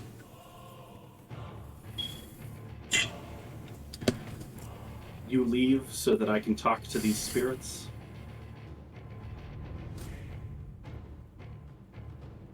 As long as you promise to not make any move until you understand the truth. Not what you tell yourself, but for what it actually is. I would never force any of these spirits to do something they did not want to do. I never would have. I gave them the options.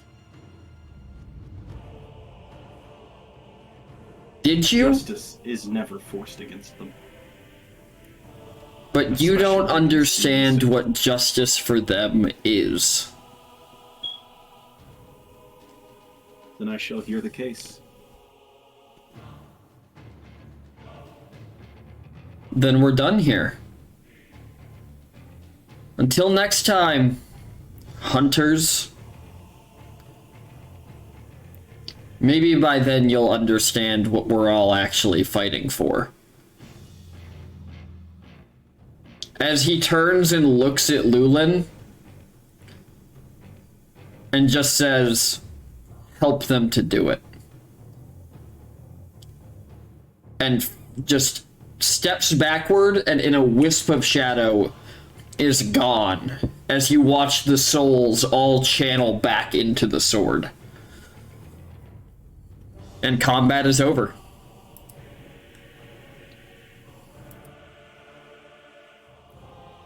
And while you all deal with that, we're going back to Lyra. Oh boy. Term already knew. Term deafened immediately.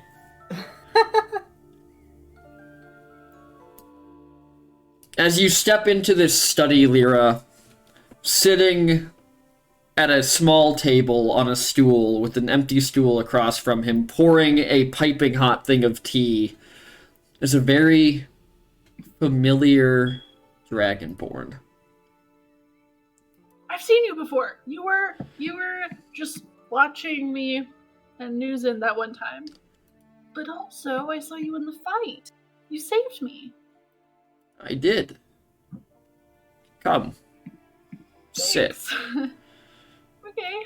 As you get closer, you see that his scales glisten like smoldering embers, and his eyes seem to burn with a weight that you cannot really comprehend. Flame-like wisps constantly seem to stream from the corners of his eyes.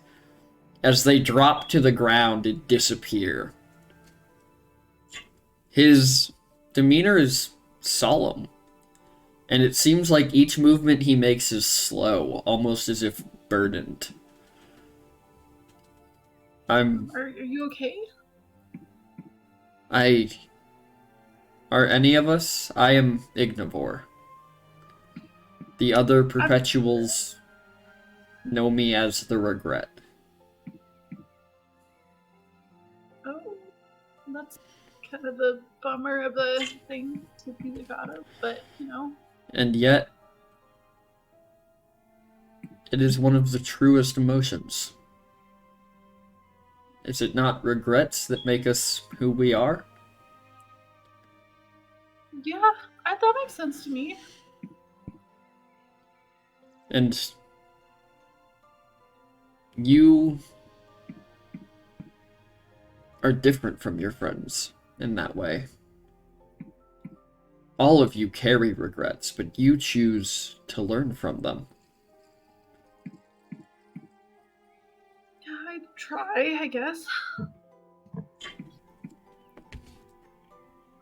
Definitely know a thing or two about regrets for sure. You do. As do I.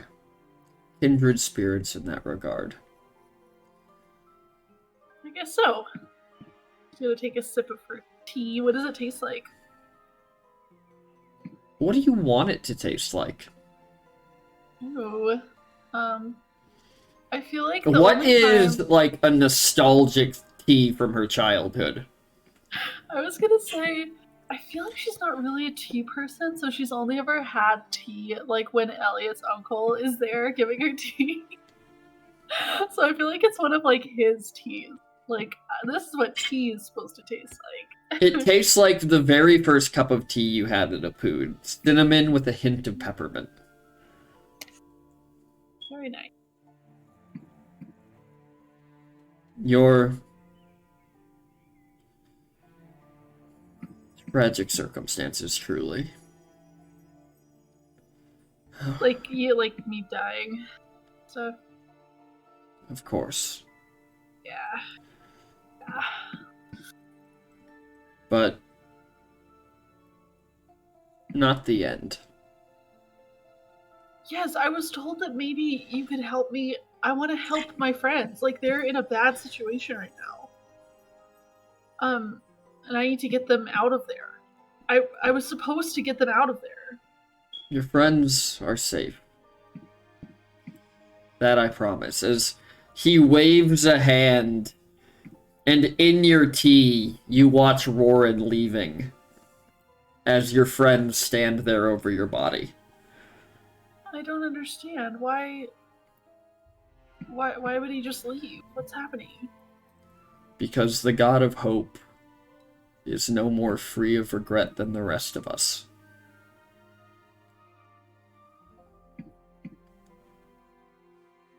But he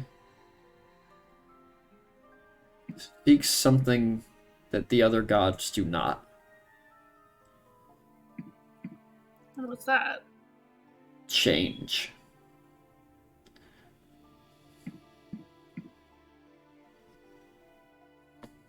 Like the change of killing all of us and destroying our plane, or like?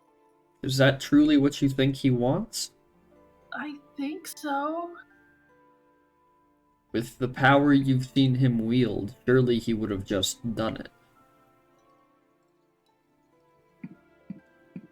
I feel like destroying a whole plane has got to be hard, though. You know, like, I don't know, harder than, like, killing us, and he doesn't seem to manage that, right? So... He does not seek your deaths. He seeks a different one. Well, I have to beg to differ as with my current circumstances. But Did he not give you the option to avoid death?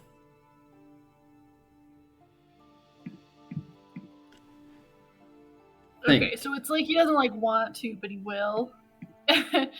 Just kind of like a... He will do whatever it takes to make you hate him. Okay. Because that is what he wants. Why would he want that? I can show you. But yeah. it will take time. Once we start this journey, we won't be able to end until we're here again.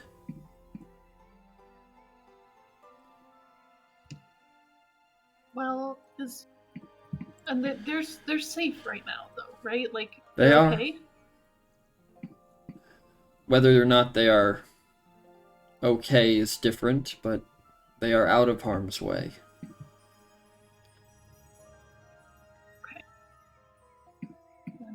I have a very different power than Astara Leone. While he can look forward, I can look back. Watch. So you can tell me everything that happened. I can show you everything that happened. But you will not be able to return to your body until we have finished. Your body will live without a soul. You'll be asleep, and I will ensure that you are safe. But by accepting this, I want nothing else from you but to know and to not regret the decision you will make. Okay, I accept. Then let us begin. And he begins to stir his tea in a counterclockwise motion.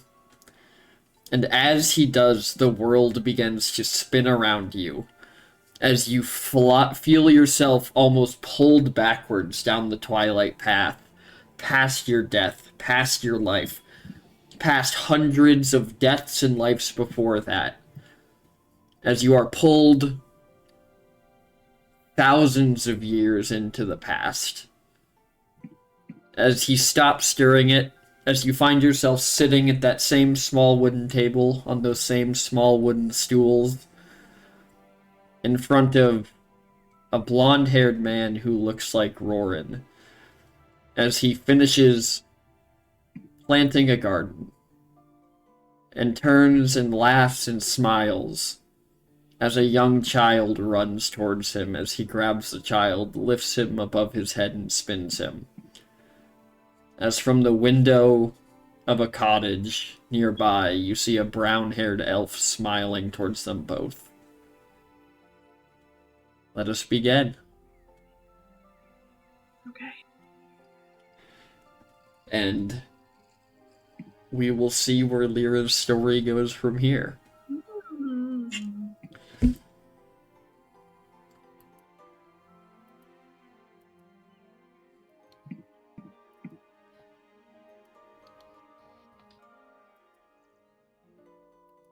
2 down, 2 to go. Mhm. Na na na na na na na na na na na. 3 down, 1 to go. Isaac wasn't last. What a surprise. A feather in the cap of Isaac, eh? Mhm. Oh. He's waiting. Mm-hmm. He refuses to not be last.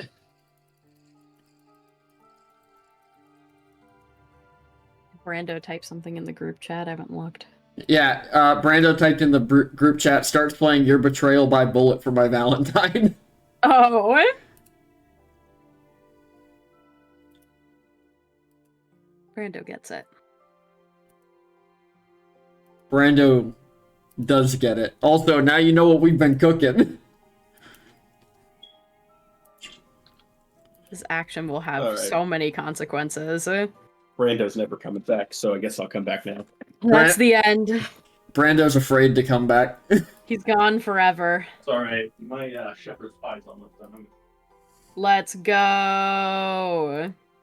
They know they've betrayed so many people and are like, what if I just don't? Okay, we're good. Well, you all begin doing your thing. Roran has disappeared.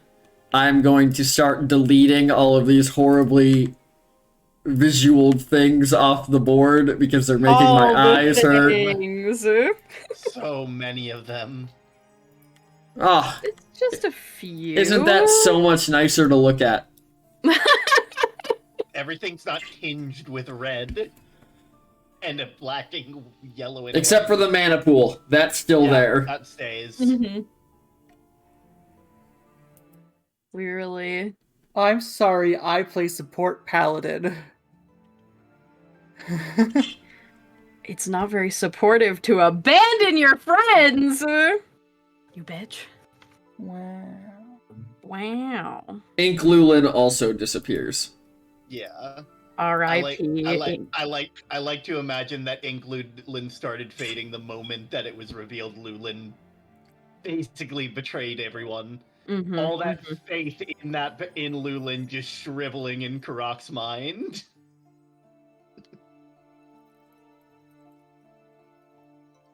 Hunters of Hope, it's on you. Newson's already got her back to Lulin, so I think she's just going to. Is Elliot still paralyzed Nope. or when Elliot okay, is freed so from you're the good. paralysis. All right, then yeah, when she's just gonna stoop down and pick up Lyra. As you Just pi- like as utter you silence. pick up Lyra, her body is still and quiet, and you can feel the blood coat your arms from the slash on her back. Mm. Elliot sort of tosses the bag of holding in Lulin's direction. I think Lulin would be facing away from you guys. Kind of like on his Fine, knees. he gives it to Newson then. And Newson will Um, catch it, I guess. as Elliot sort of walks around the pool, faces the mana that's sort of spilled out on the ground in the vats, and sort of focuses his energy to pulling the soul that he put in the vat earlier back out. Mm. As you search for the soul within the mana, you can't find it. Damn, bro. Man's gonna keep searching. Alright. What are the rest of you doing? Karak is just gonna kind of take a step back because lots of shit just happened and he needs to process it.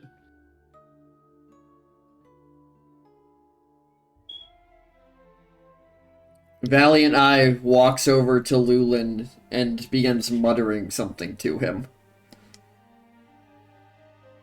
You can roll perception if you want to hear what it is. Yes. Karak's still in fight or flight, so we're gonna say their senses are up. They are trying to get everything. Would you like to use a reroll? Yes.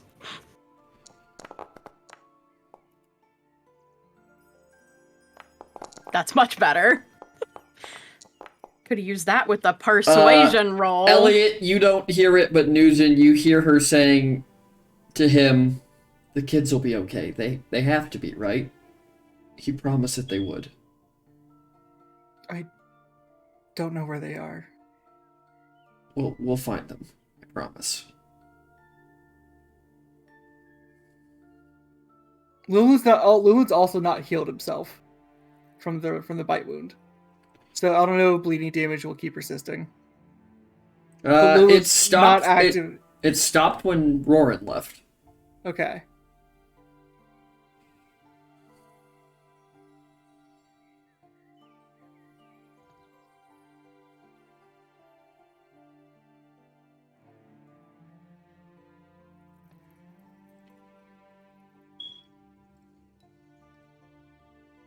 Elliot, we need to go back to your uncle's.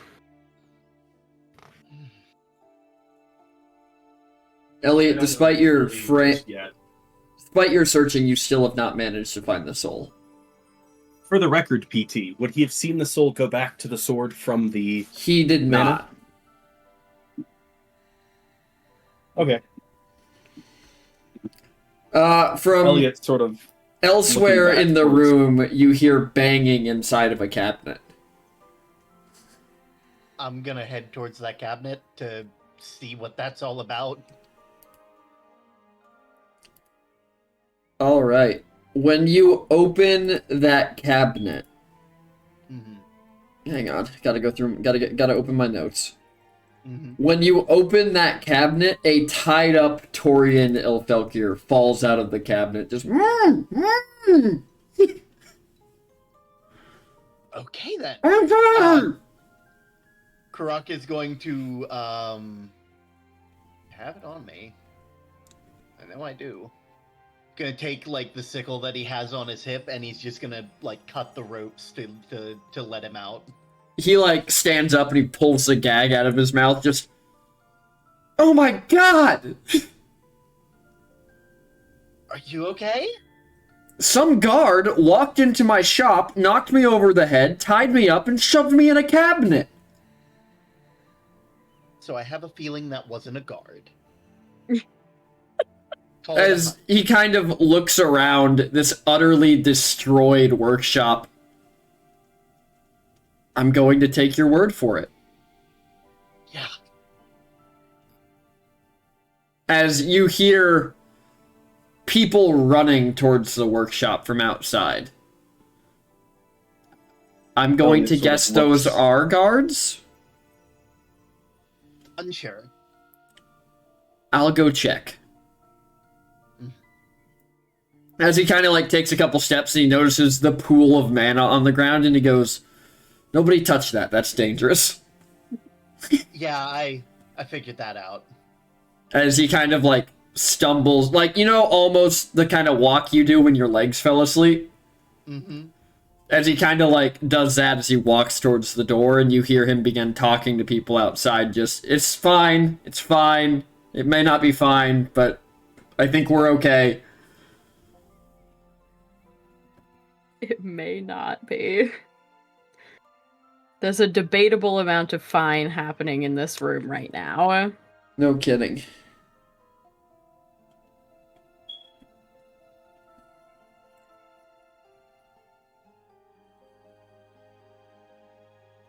Elliot sort of looks over and shouts at Lulin. "Kind of on a clock here, if you want to save her. Gems are in the bag, where they always have been." As Elliot starts examining the machine. I think without a response, Lulu will just go ahead.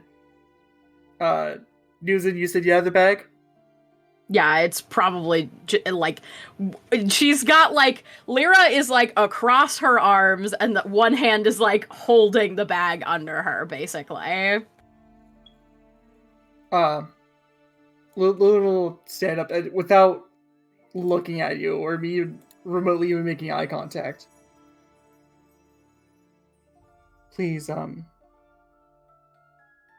pulled her up. If you could hand the bag.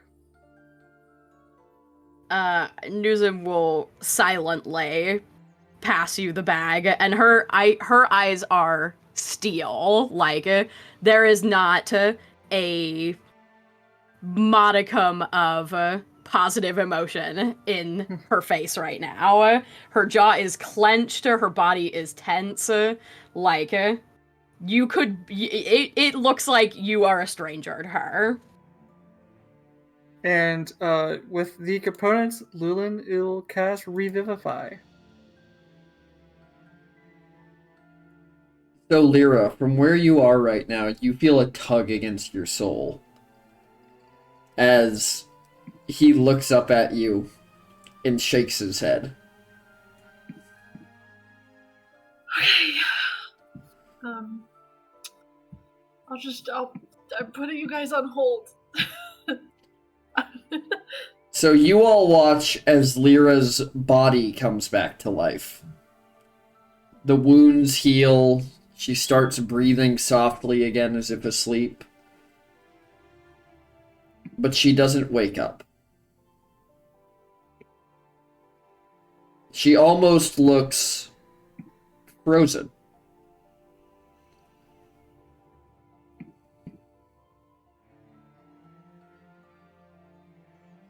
I think Nuzan would like it.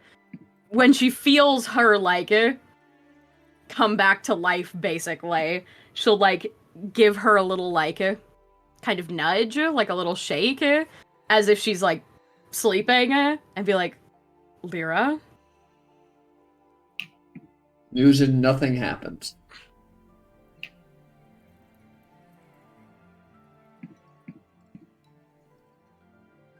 Elliot has sat down cross-legged with sort of the sword held up by his knees as he puts one hand on the hilt, one hand on the blade, sort of closing his eyes to focus in on the sword.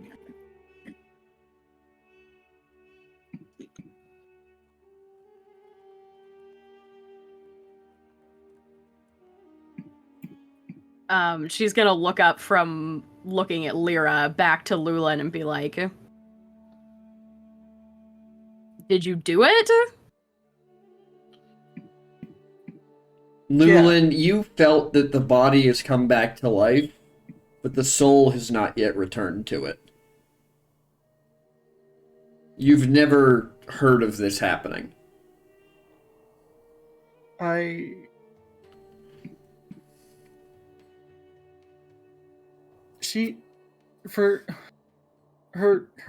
body's alive, but I sense no soul or no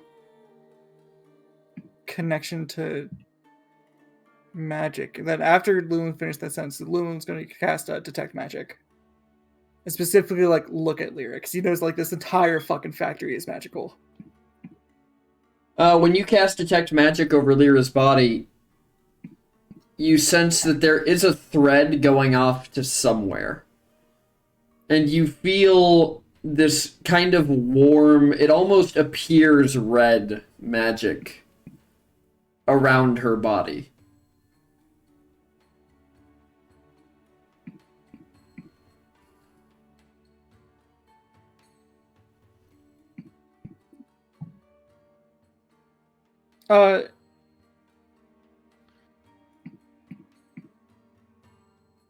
Can I recast Detect Magic, but attempt to have Lulin also see it?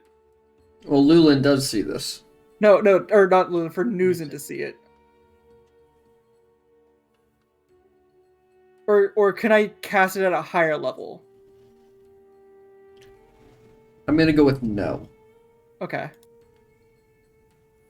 While this is all happening, Karak's gonna move to one of the walls, just sit down.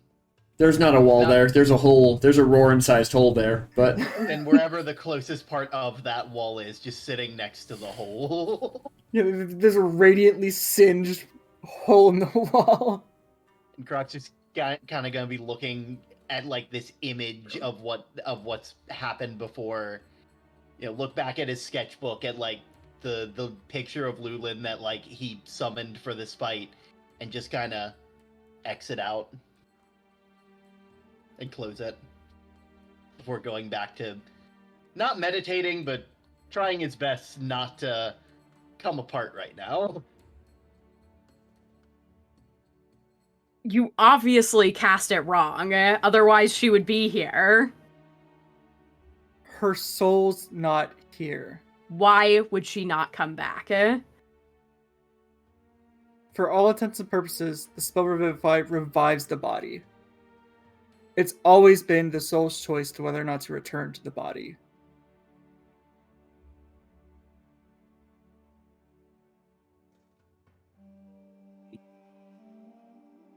Loon's gonna look at the thread and try and follow it into a direction. It only goes a couple of feet before it seems to fade away.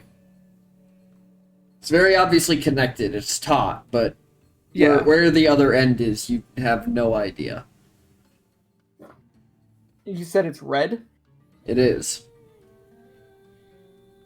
Not like a harsh red, like a soft red. Got it.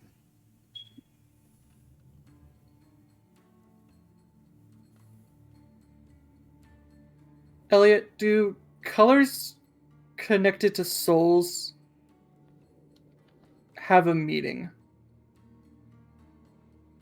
Elliot sort of like peeks his eyes open to look at Lulin. I would request some silence, please. I'm trying to work. As he like eyes back forward to close, as his eyes close. Could I argue that Karak being a warlock and learning about souls and stuff, any knowledge on gods that might attribute to a colorful soul thing? Like a roll for that? Roll me religion at disadvantage. Religion at disadvantage, got it. Mm-mm. Oh, Yeah, that hurt. Yeah, Not a clue. In case you couldn't see it, chat, that was a 19 and a 1. mm-mm. That was sad. Oh, bound to happen. Karak knows his religion, no others. Elliot, what are you trying to do specifically? Sort of as Elliot's closed his eyes, he's gonna do he's gonna cast Encode Thoughts. I will speak to you, as many as I can, but you must limit to my speed. Perhaps 10 at a time. You watch as around you in this kind of mind space out of this storm that you now recognize as the soul storm existing within the blade.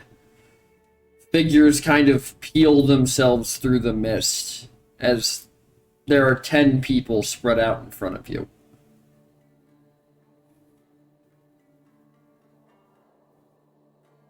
Tell me of your justice. Those who've done ill justice to you and those who you've done ill justice to.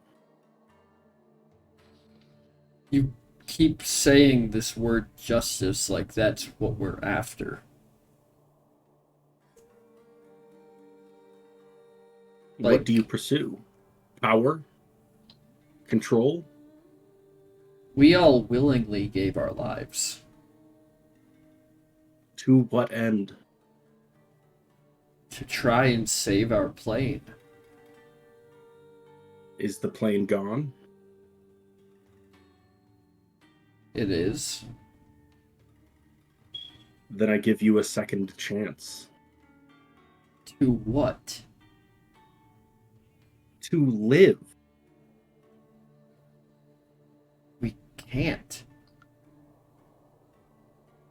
Why? Because with his dying breaths, the man who destroyed our plane cursed our souls. The only way for us to come back is with death. And we don't want that. I don't believe that would ever be the case. Tell me of the nature of this curse. Do you know what a lich is? I've heard rumors. And what is it you know? What is it you An evil believe? creature bent on consuming the very energy of life itself. Yes. On our plane, there was a lich with enough power that he struck fear in the gods themselves. So we followed a hero. We didn't know what would happen when the lich lost. We didn't know that it would unbind the fabrics of the magic that he had been tainting that bound our plane. The same magic that binds our souls. But we do know that a promise was made to us to bring us back. And it's a promise that we don't want followed through on. Who made the promise? We think you already know. If you don't want life, and you don't want the promise completed, what do you want?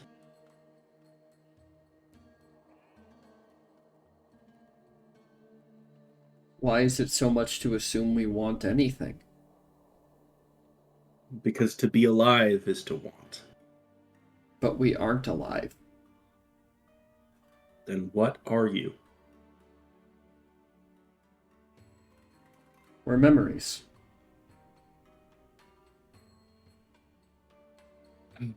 We are a collection of memories. Put enough of you together, you become alive. And to bring us back to life, you would have to destroy someone else's. Not necessarily. There are other hosts, mechanical in nature. This very city has built them for years. But your hosts do not prevent the means of our curse. You assume that because you put us into something that does not already have life, that it will fix the problem, but that is not the nature of curses. The nature of your curse is cursed magic, is it not? The nature Magic of can our be replaced. curse.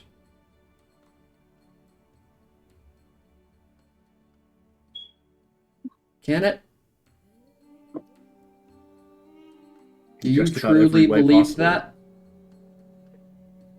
Yes, as much as I can. There's always an alternative. I have fought tooth and nail at every step of the way to find that alternative. Let me try to find yours. You and him both. But my alternative doesn't result in the death of a plane. You don't know him as well as you think you do.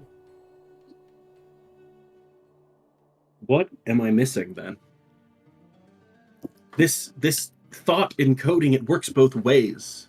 We are not the only Share ones with who me do an not... experience. We are not the only ones who do not wish to see his promise fulfilled.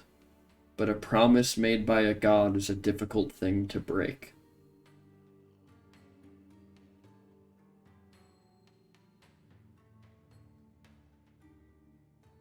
It is, isn't it?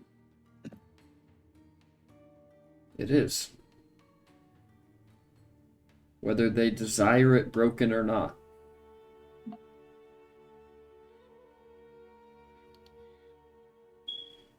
Then what do you propose I do with the sword?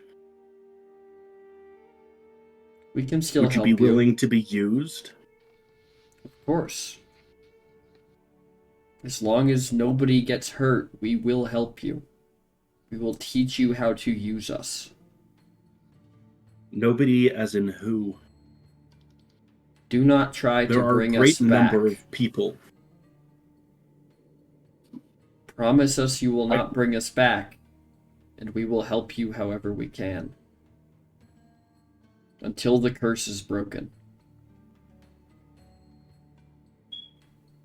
I cannot promise to never bring you back, but I can promise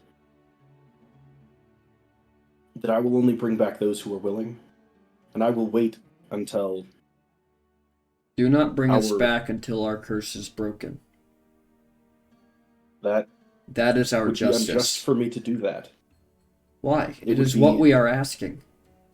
No, it would be unjust for me to bring you back if you were only to die as you come back. Knowing what I know, I would never destroy your souls. But there are those here who are not of your plane, is there not? No. There are those from my plane. That is what this weapon is renowned for. Absorbing the souls that were killed by it. And those who are killed by the blade are claimed by the curse. Why? To hurt him.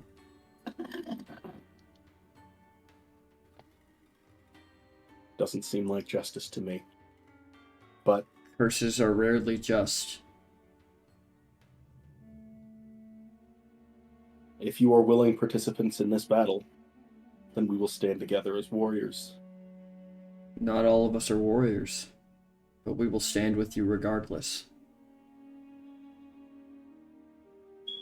Being willing to put your lives aside and fight against an evil is always the warrior's duty.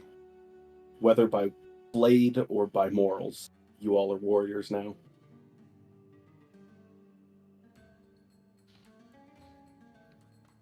When you make warriors of everyone, you doom them to a warrior's death.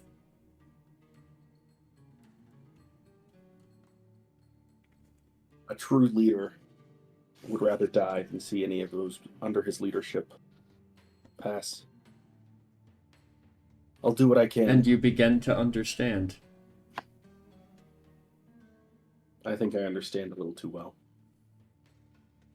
As they kind of fade back into the storm.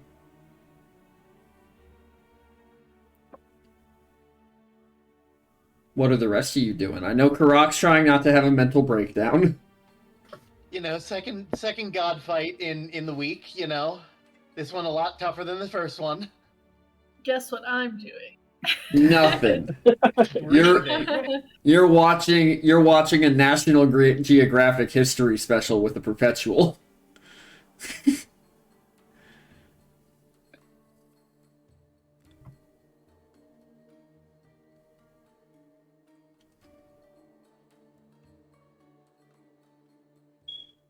Newson, Lulin. Elliot, what are you doing when these souls kind of fade back in and you're kind of brought back to reality? He's gonna stand back up and start doing laps of this machine to see if he can figure out how to turn it on. You still want to turn it on? Yeah, but not put the souls in. Okay. I say this as a DM confidential, don't tell the other players. I want to keep up the suspense. Okay. Roll me... Okay. Here's what we're gonna do. You're gonna roll me 5 Arcana checks. Oh. If you do not hit... Too many. If you do not hit 110, you will not be able to figure out how the machine turns on. What? We're adding them together.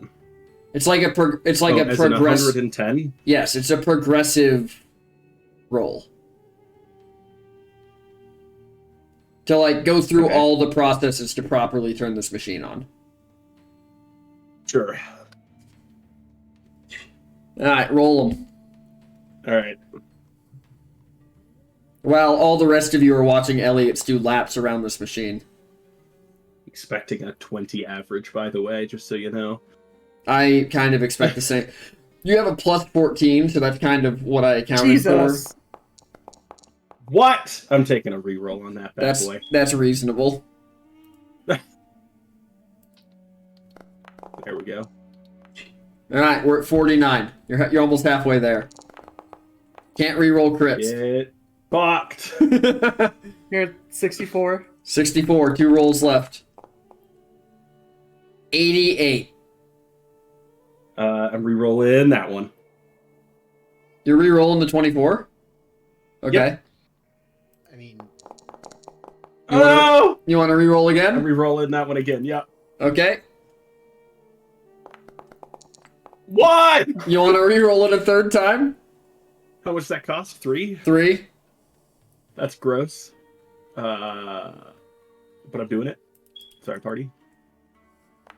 There we go. Okay. You're at Rolls I 95? deserve. You're at 95. And so the last roll has to be a 15 or higher. If you crit fail, you'll get it. brother. literally. This is why we use rerolls. 110 exactly.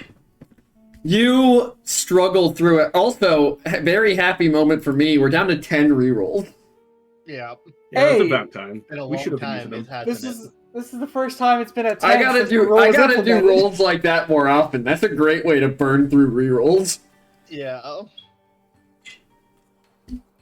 You barely puzzle together how to turn this thing on as you're all watching Elliot run around flipping knobs and turning dials. You hear the machine begin powering up as you watch mana drain out of these tanks. Well, 3 of the tanks. Well, that one was cut near the top, so it's mostly full. Mm-hmm. As you watch this machine begin to light up as runes around it begin to fill with color.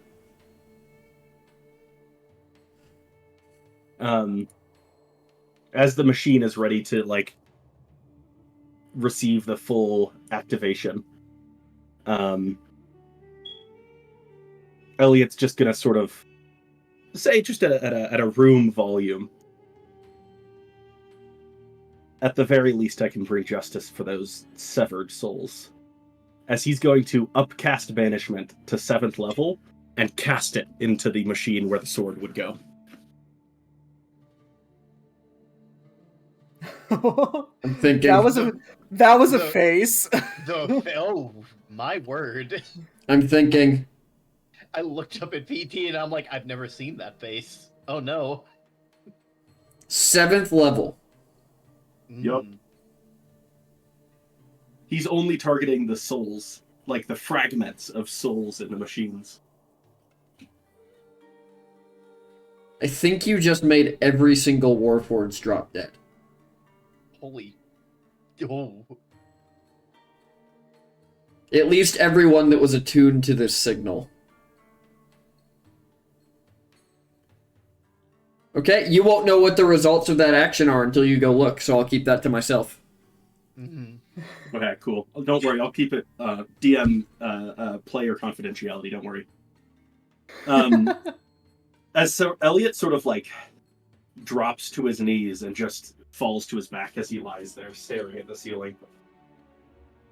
You all watch as this machine pulses once and then powers down.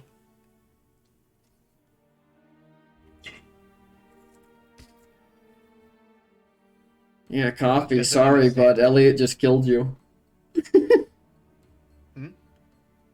Coffee's term early on in the campaign, players could, or chatters could apply to join the armies. And Coffee was a Warforged, who I think might now just be dead.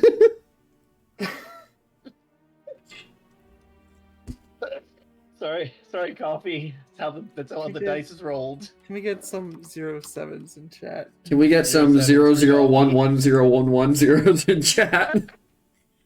I don't know how to make 7 in binary. Elliot? It's a 1, 3, and a 4. No, it's just a 3 and a 4. It's a 1, a 2, and a 4. So 1110. I got that. It took me a second, but I got it. I've been learning that.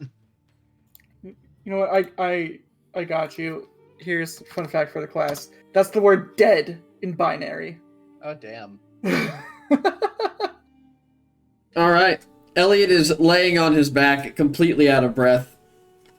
Nuzin is still just holding Lyra's body that is completely catatonic. Karak is having a mental breakdown on the back wall while struggling not to. I like to imagine there's like little bits of rocks trying to form, and Karak's like, no, I can't. Not right now. I'm not freezing up. Not right now.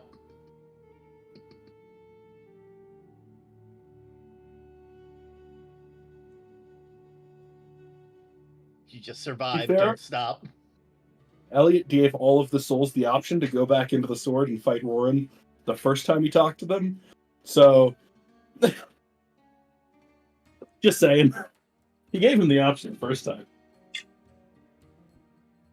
There was a different perspective on his option the first time. Valiant is going to walk up and wrap her arms around Lulin.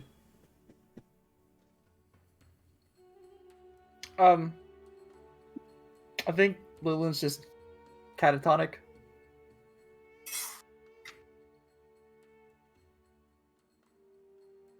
Okay, well, what are you all doing catatonically? I forgot I was muted. Nuzin is gonna head towards Karak, still carrying Lyra, but she's gonna pause as she kind of passes by Lulin, and just without like looking at him, be like, you know, I always considered you family. I just didn't realize how like my father you are. And then keep walking towards Karaka. And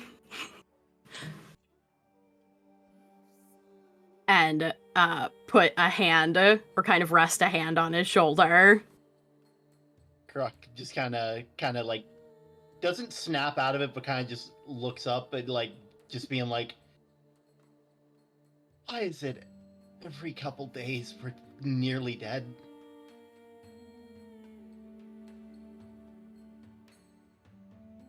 I would say this is normal, but this is not normal. But that is the best news I think I've received since I've been awake. So I don't think we should stay here, though. yeah, I don't think so either. Grok just kind of slowly gets himself up, kind of looks around at the others, avoiding Lulin's gaze, just because, you know. Also, I think Nuzin still has her wings right now, because we haven't, it's past the full hour yet. Yeah. So once Karak is kind of up and moving, she's gonna head towards Elliot. Just like there is like no emotion in her right now, because I think she is fully willing herself not to process a single thing that is happening at this moment. Guys, look, I broke it! Yep. Broke it. Told you I was going to give you a geode for your birthday. You did. Who knew you could take the rage out of a barbarian? Yeah. Well, no, I think she's been controlling her rage for a while. This is the lack of right now. Look at all that progress I just like undid. Overload. Yeah. And kind of step up to Elliot and sort of look down and just be like, I think we should go. If I've you're done what I ready. can here. Do you need a hand? I'd love a hand. As he sort of puts up his hand. She will grasp his hand and pull him to his feet. Probably the most friendly thing these two have done in months. Oh god, I made them friends again. You made them friends again. No. Friends in righteous fury, so not healthy friends. Mm-hmm. All right, we're furious at different people. Oh, for sure we are. As But Elliot still sort furious. of like, once he's on his feet, goes over to Lulin.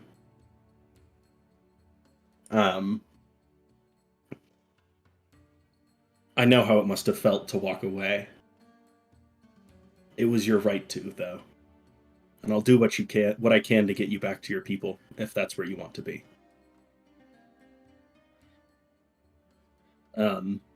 As he sort of heads for the door, after giving Lulin a little brief hug.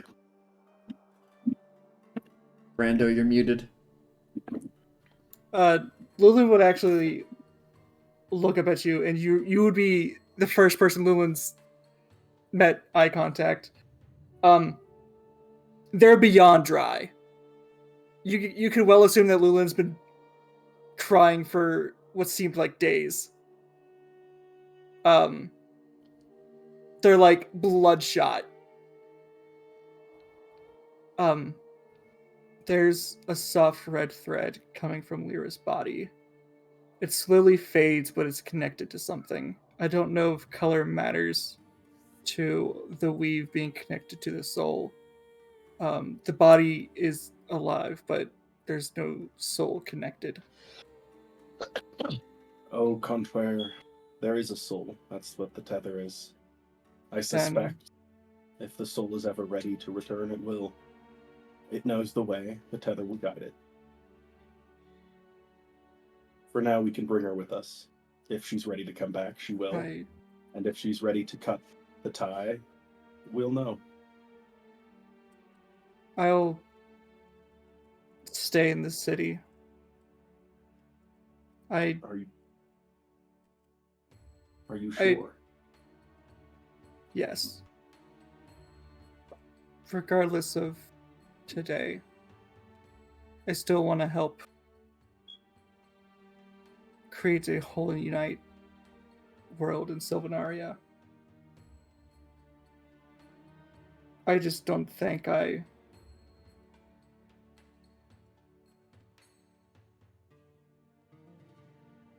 don't think I deserve my family right now.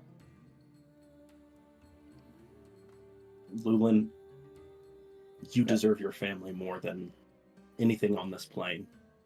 You've already sacrificed more than just about any warrior I've ever known.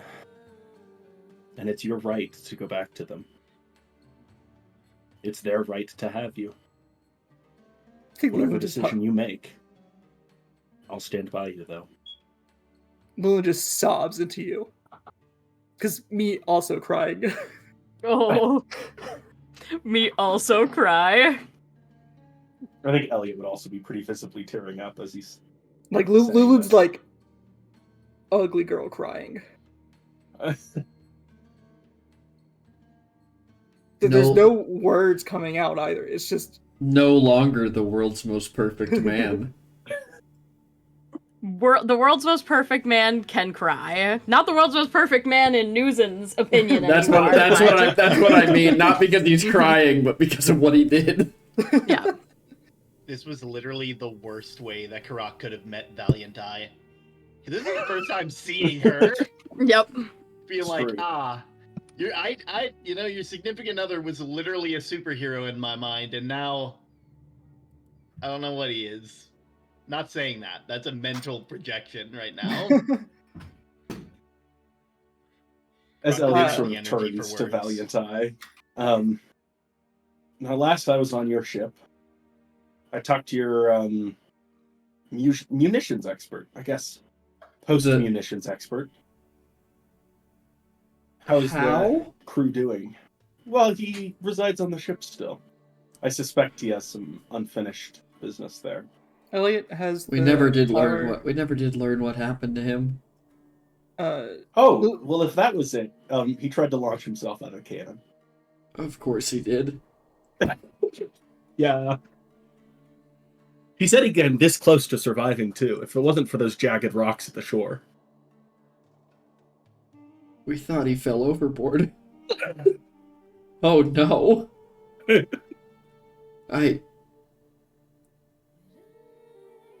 Lulin, I'll give you some time. I have to go figure out where my crew is. Oh dear. And she kind of turns around and begins walking to the door. I think Lulin, before she walks away, will find an inn for the night, and we'll You should. discuss her. I'll find an inn. You should take some time with your friends. We'll talk in the morning. And the kids. I'll try and figure something out.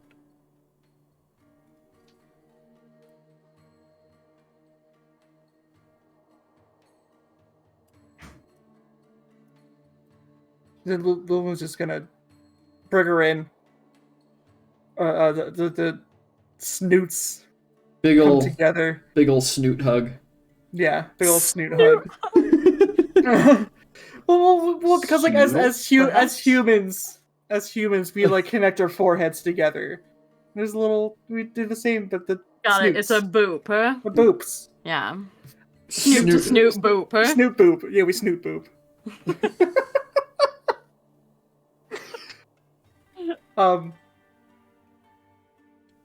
Let me know. I imagine you'll be staying either with your tailor that's here, or I imagine nearby. Oh, I forgot about the tailor. I wonder if she finished what I had her working on. Oh, she finished it. And she did a good job. Excuse me? Nothing. Anyways. Oh, I'll see you in the morning. Man, it sure would be awkward if she was talking about something different. She heads off. I think Lulin would walk with Elliot. Lulin, what is your reaction to seeing everybody in these super fine clothes? Very confused. Lulin's just wearing his just like normal outing things, not necessarily what he would wear like underneath his like armor and stuff, but like what he has, just like normal like day-to-day clothes.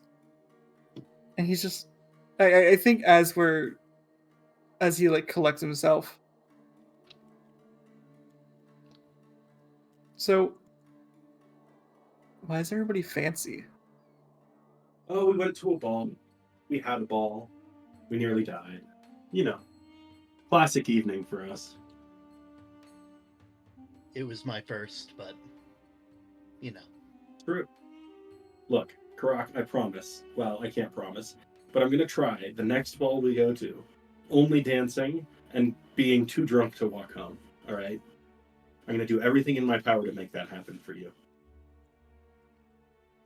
The ball was wonderful, Elliot. You having most of you here made it. I don't know. You had to talk to that guy. Yeah. Next time I throw a ball, I just won't invite him.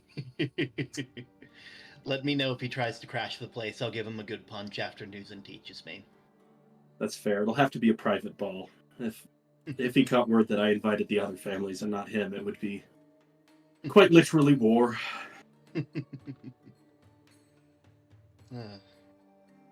We go see what, if I was able to do anything about these stupid Warforged. Newson, I think her facial expression has gone from steel to absolute bewilderment at the casualness of this entire conversation.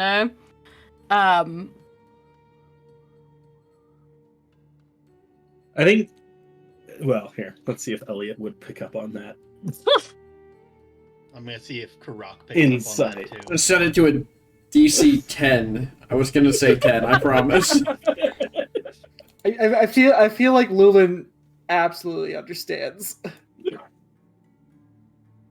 So anything above a 10 Yep. sees the bewilderment. I feel like it's not well hit. She's not hiding No. it. It's just... Newson. Yeah, literally holding basically Lyra's dead body. Newson. I'm trying my best right now. I'm just doing what I can to get through tonight and get to that next sunrise. We've given her more- the opportunity. I'm mourning for what might be right now. Let's get somewhere safe.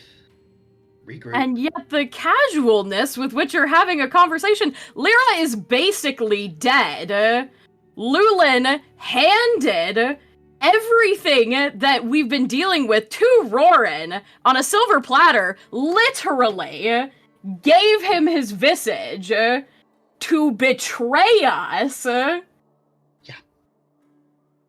Trust me when I say. And you're hugging him. She just looks at Elliot. I'm the first person to have never begrudged Lulin a happy life, but a happy life is not utter betrayal. He is not beholden to this battle. He has a right to leave. And we have a right as his friends to know. You. I'm sorry, but we don't. Good, they're enemies again. All's right in the world. Perfect balance. I don't know what to think right now. If you think that's we have true, a right then to know what he wants us to know. There's no obligation to us. There's no life debt. We served together.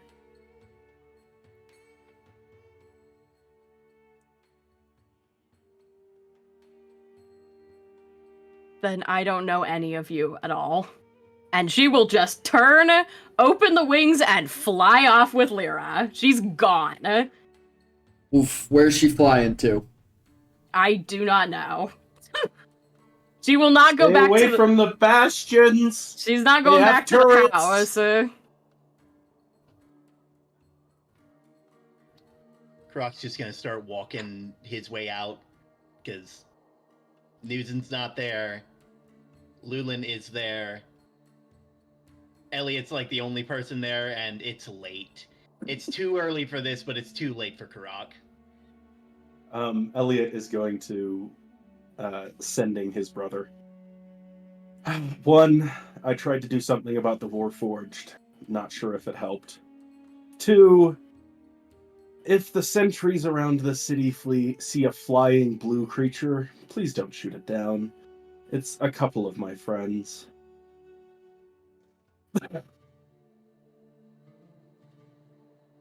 Okay. I think most of the guards busy right now. Rocks fell from the sky on the Ilfelkir Forge. They fell on me. Of course they did. Should Are I you leave or okay? explain the situation? Just Well, a bunch of rocks fell on my head from a demigod who was about a power trip. What do you think? I'm mildly hurt. sounds like you're Mildly hurt. you sound fine. So more or less hurt than when I encased you in a bubble and shot you back to the surface.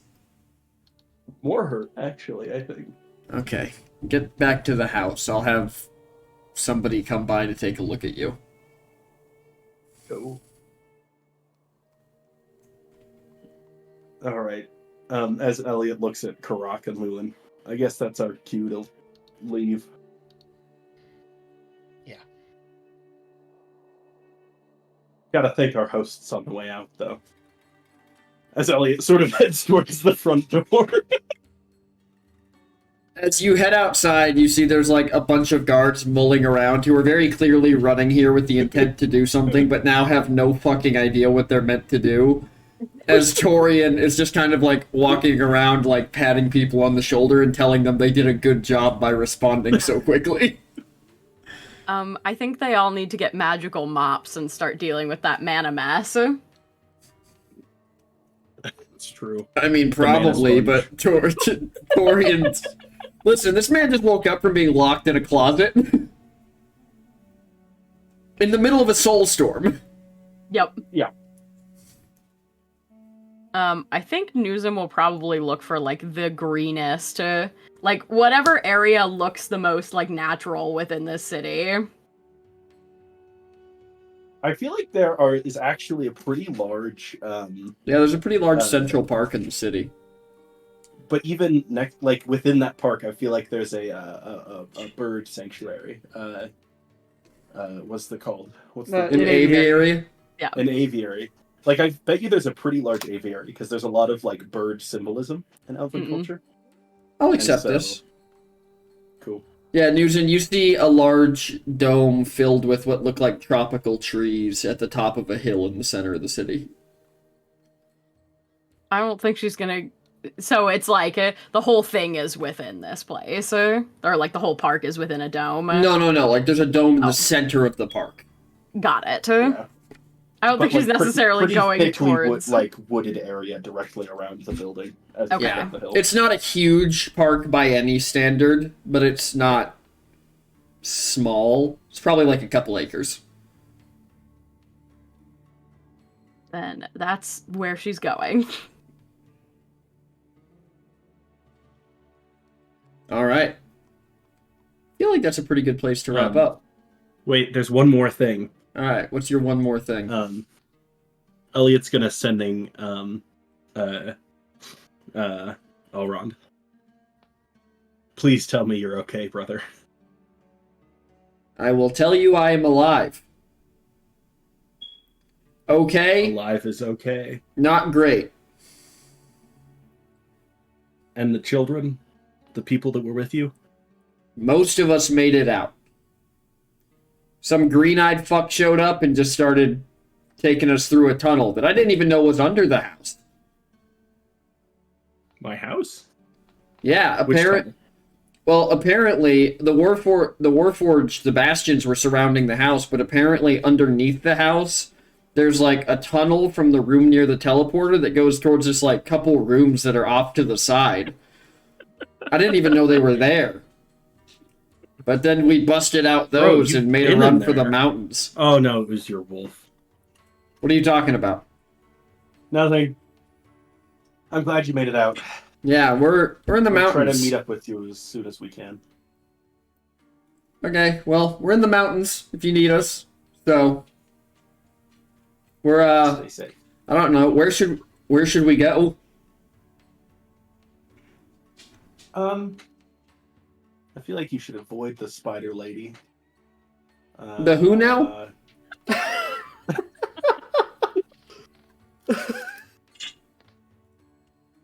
Perhaps you could head towards Koboldia. I don't think I'm welcome there. Affected. Well, Last time I was there, I kind of killed their governor. You asshole.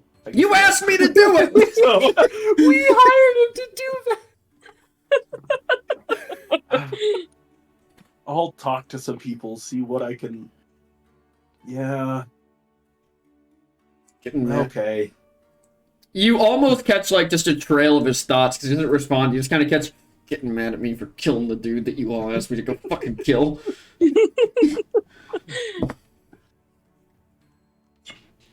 As Elliot sort of zones back in with Lulin and Karak, I didn't want him to kill him. I feel like that was a Nom thing. God damn it. Elliot, Sorry, what? you are going to have to fill me on this tomorrow. I don't know what event you're talking about. And I haven't for the entire time I've been here. Maybe tomorrow we can talk about it. Let's just get home. Wait. As like Elliot sort of like closes his eyes and puts like one finger up to his head and sort of casts in code thoughts with just a combination of all the feelings coming out of battles, battered and defeated, but still together, and just hands it to Karak. And like as it lands in your hands, it sort of dissolves, and Karak gets that experience, I think. This is far from our first battle, and it won't be our last. And rule number 7 shall never be broken. That was the right one, right? That was it, right? I don't think it was. Pulling up the thing so I can Not me also zooming to pull up the thing. never interrupt a Minotaur Challenge of Honor. Yeah, that's the one. We will never do that. Which one's the not killing him? Oh my god, it's all the way at 13? Yeah. Jesus, we put that low on the priorities. Been here for a week, dog. That's not a priority order. It's like historical. It's historical. All right. I think that's a good place to end the session. Everyone's kind of licking their wounds. We'll see next week how that pans out. Mm-hmm. Thank you, everybody, for being here. Thank you, Sky, for the raid. Of course. I hope you enjoyed your birthday gift. I broke your character. Oh my god, you broke her so much more than I could have. Of all of the threats you made, I never anticipated that one. Big reveal! Big reveal indeed.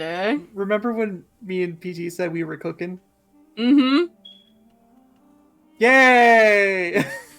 Now I understand when you asked if Roran knew simulacrum. Thank you. Now I know. Thank you to everybody for joining us. Thank you to all our players. We have Elliot Burning Oak played by. It's me, and today I will be giving you a quick review on the word better. Describing someone's end to an illness, it is an interesting phrase we choose because it is neither quantitative, it is a qualitative word that is relative. Better, meaning, I guess he's okay compared to the last time. I think the party is getting better. Okay, good job, Dean, of the Anthropocene review. What was your favorite part? Well, I'm getting to that if I wouldn't have been interrupted. Ugh, the critics, unbelievable. I think my favorite part is just destroying Newson's perception of Elliot. Just shattered. No idea what's going on. And he lost the thread. She had a pretty good idea. Now it's gone. And then we're gonna do Lyra last. Then we have Karakareem played by. Hello, it is Terminian Link VT, and my favorite part is that little moment with Newson getting them brought up, and then more or less Karak trying to be like, I do not agree with what happened, and then getting lumped in anyway. Then we have Newson Worldwalker played by. It's me, the Sky T. The Lulin reveal was my favorite part. Holy shit. Last but not least, we have Lulin Boldspeaker played by. It's me, Brando.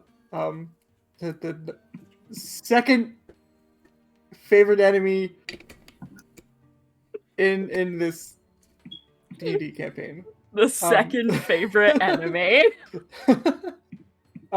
My favorite part of the episode was also the real Roarin reveal. Mm. And last but not least, we have Lyra Dream Shadow played by.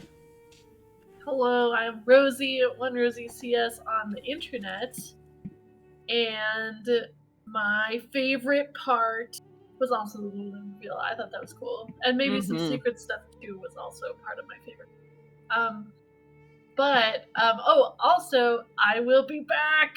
I am taking a break for a little while. I'll be back either mid-summer or end of summer, depending on how some work stuff goes. So don't worry, everyone. Too late, PT. You just messaged me. You know what? That works out even better. I'm just saying it. Yeah. Yeah. It's too late. Yeah, but too late to check in. I'm saying it. Well, that wasn't my information to make public, so I didn't want to, unless I had cleared it first. Yeah. But yeah, so either midsummer or after summer, depending on work stuff. So, yeah. But Lyra Dream Shadow will return after watching 2,000 years of National Geographic. Mm-hmm. Yes. Yeah, who knows how time works there? Commercial break. God, those bastards. The commercial break in the spirit realm is so long. There's no escape. There's no skip button. What team? I'm not subscribed. Everyone needs to subscribe if they want to avoid the ads. So true. That is true. If you want to avoid the ads, you can subscribe. If you've got Amazon Prime, you can subscribe for free. Yeah, take money out of Bezos' pocket. Yeah. All right, everybody. Thank you for joining us. I'm PT, your disaster tour guide, and I bring the trauma. Yeah. You do. And I help. If you want to, if you want to see when we go live and when episodes go up on YouTube, everything up to this current episode is up on YouTube. So if you need to catch up, that's a great place to watch. Flam, 28 months. Let's That's a long time. Yeah. I put the Discord in the chat, so you can join the Discord if you want to see when we go live, see when things go up on YouTube. Some important dates coming up. On March 6th, we will be returning with Deep Break. Woohoo! Deep Break games will be coming back, and then probably late March, no definitive date on it yet, but we are going to start bringing back the 4-week Adventures Around the World game. Oh, hell yeah. So our first one will be taking place in the southwest continent of Eureka, the former home of the Celestials. And I'm excited for that. So that'll probably, I gotta, firm up some details, make sure I get some players, but that will be late March. Exciting. Yep. As for now, everybody, though, I'm sending you off to the king of Starfish. So be sure to use the raid message, the tour has landed. I thought it was the tour has arrived. Arrived is much better. I could not remember. And then just toss. Are we on a Flying bus? The tour is forgotten. Listen, technically the bus is always crashing. So, actually, the tour has crashed would be a really funny one. The tour. I agree. I has like that. I like that a lot. crashed. The tour is But crashed. we'll be sending everyone over there. So until next time, have a wonderful rest of your night. Don't do anything I wouldn't do. The bar is low. The heroes are broken. And their trust may never return. Goodbye, You're welcome. everybody. Bye. Bye. Bye.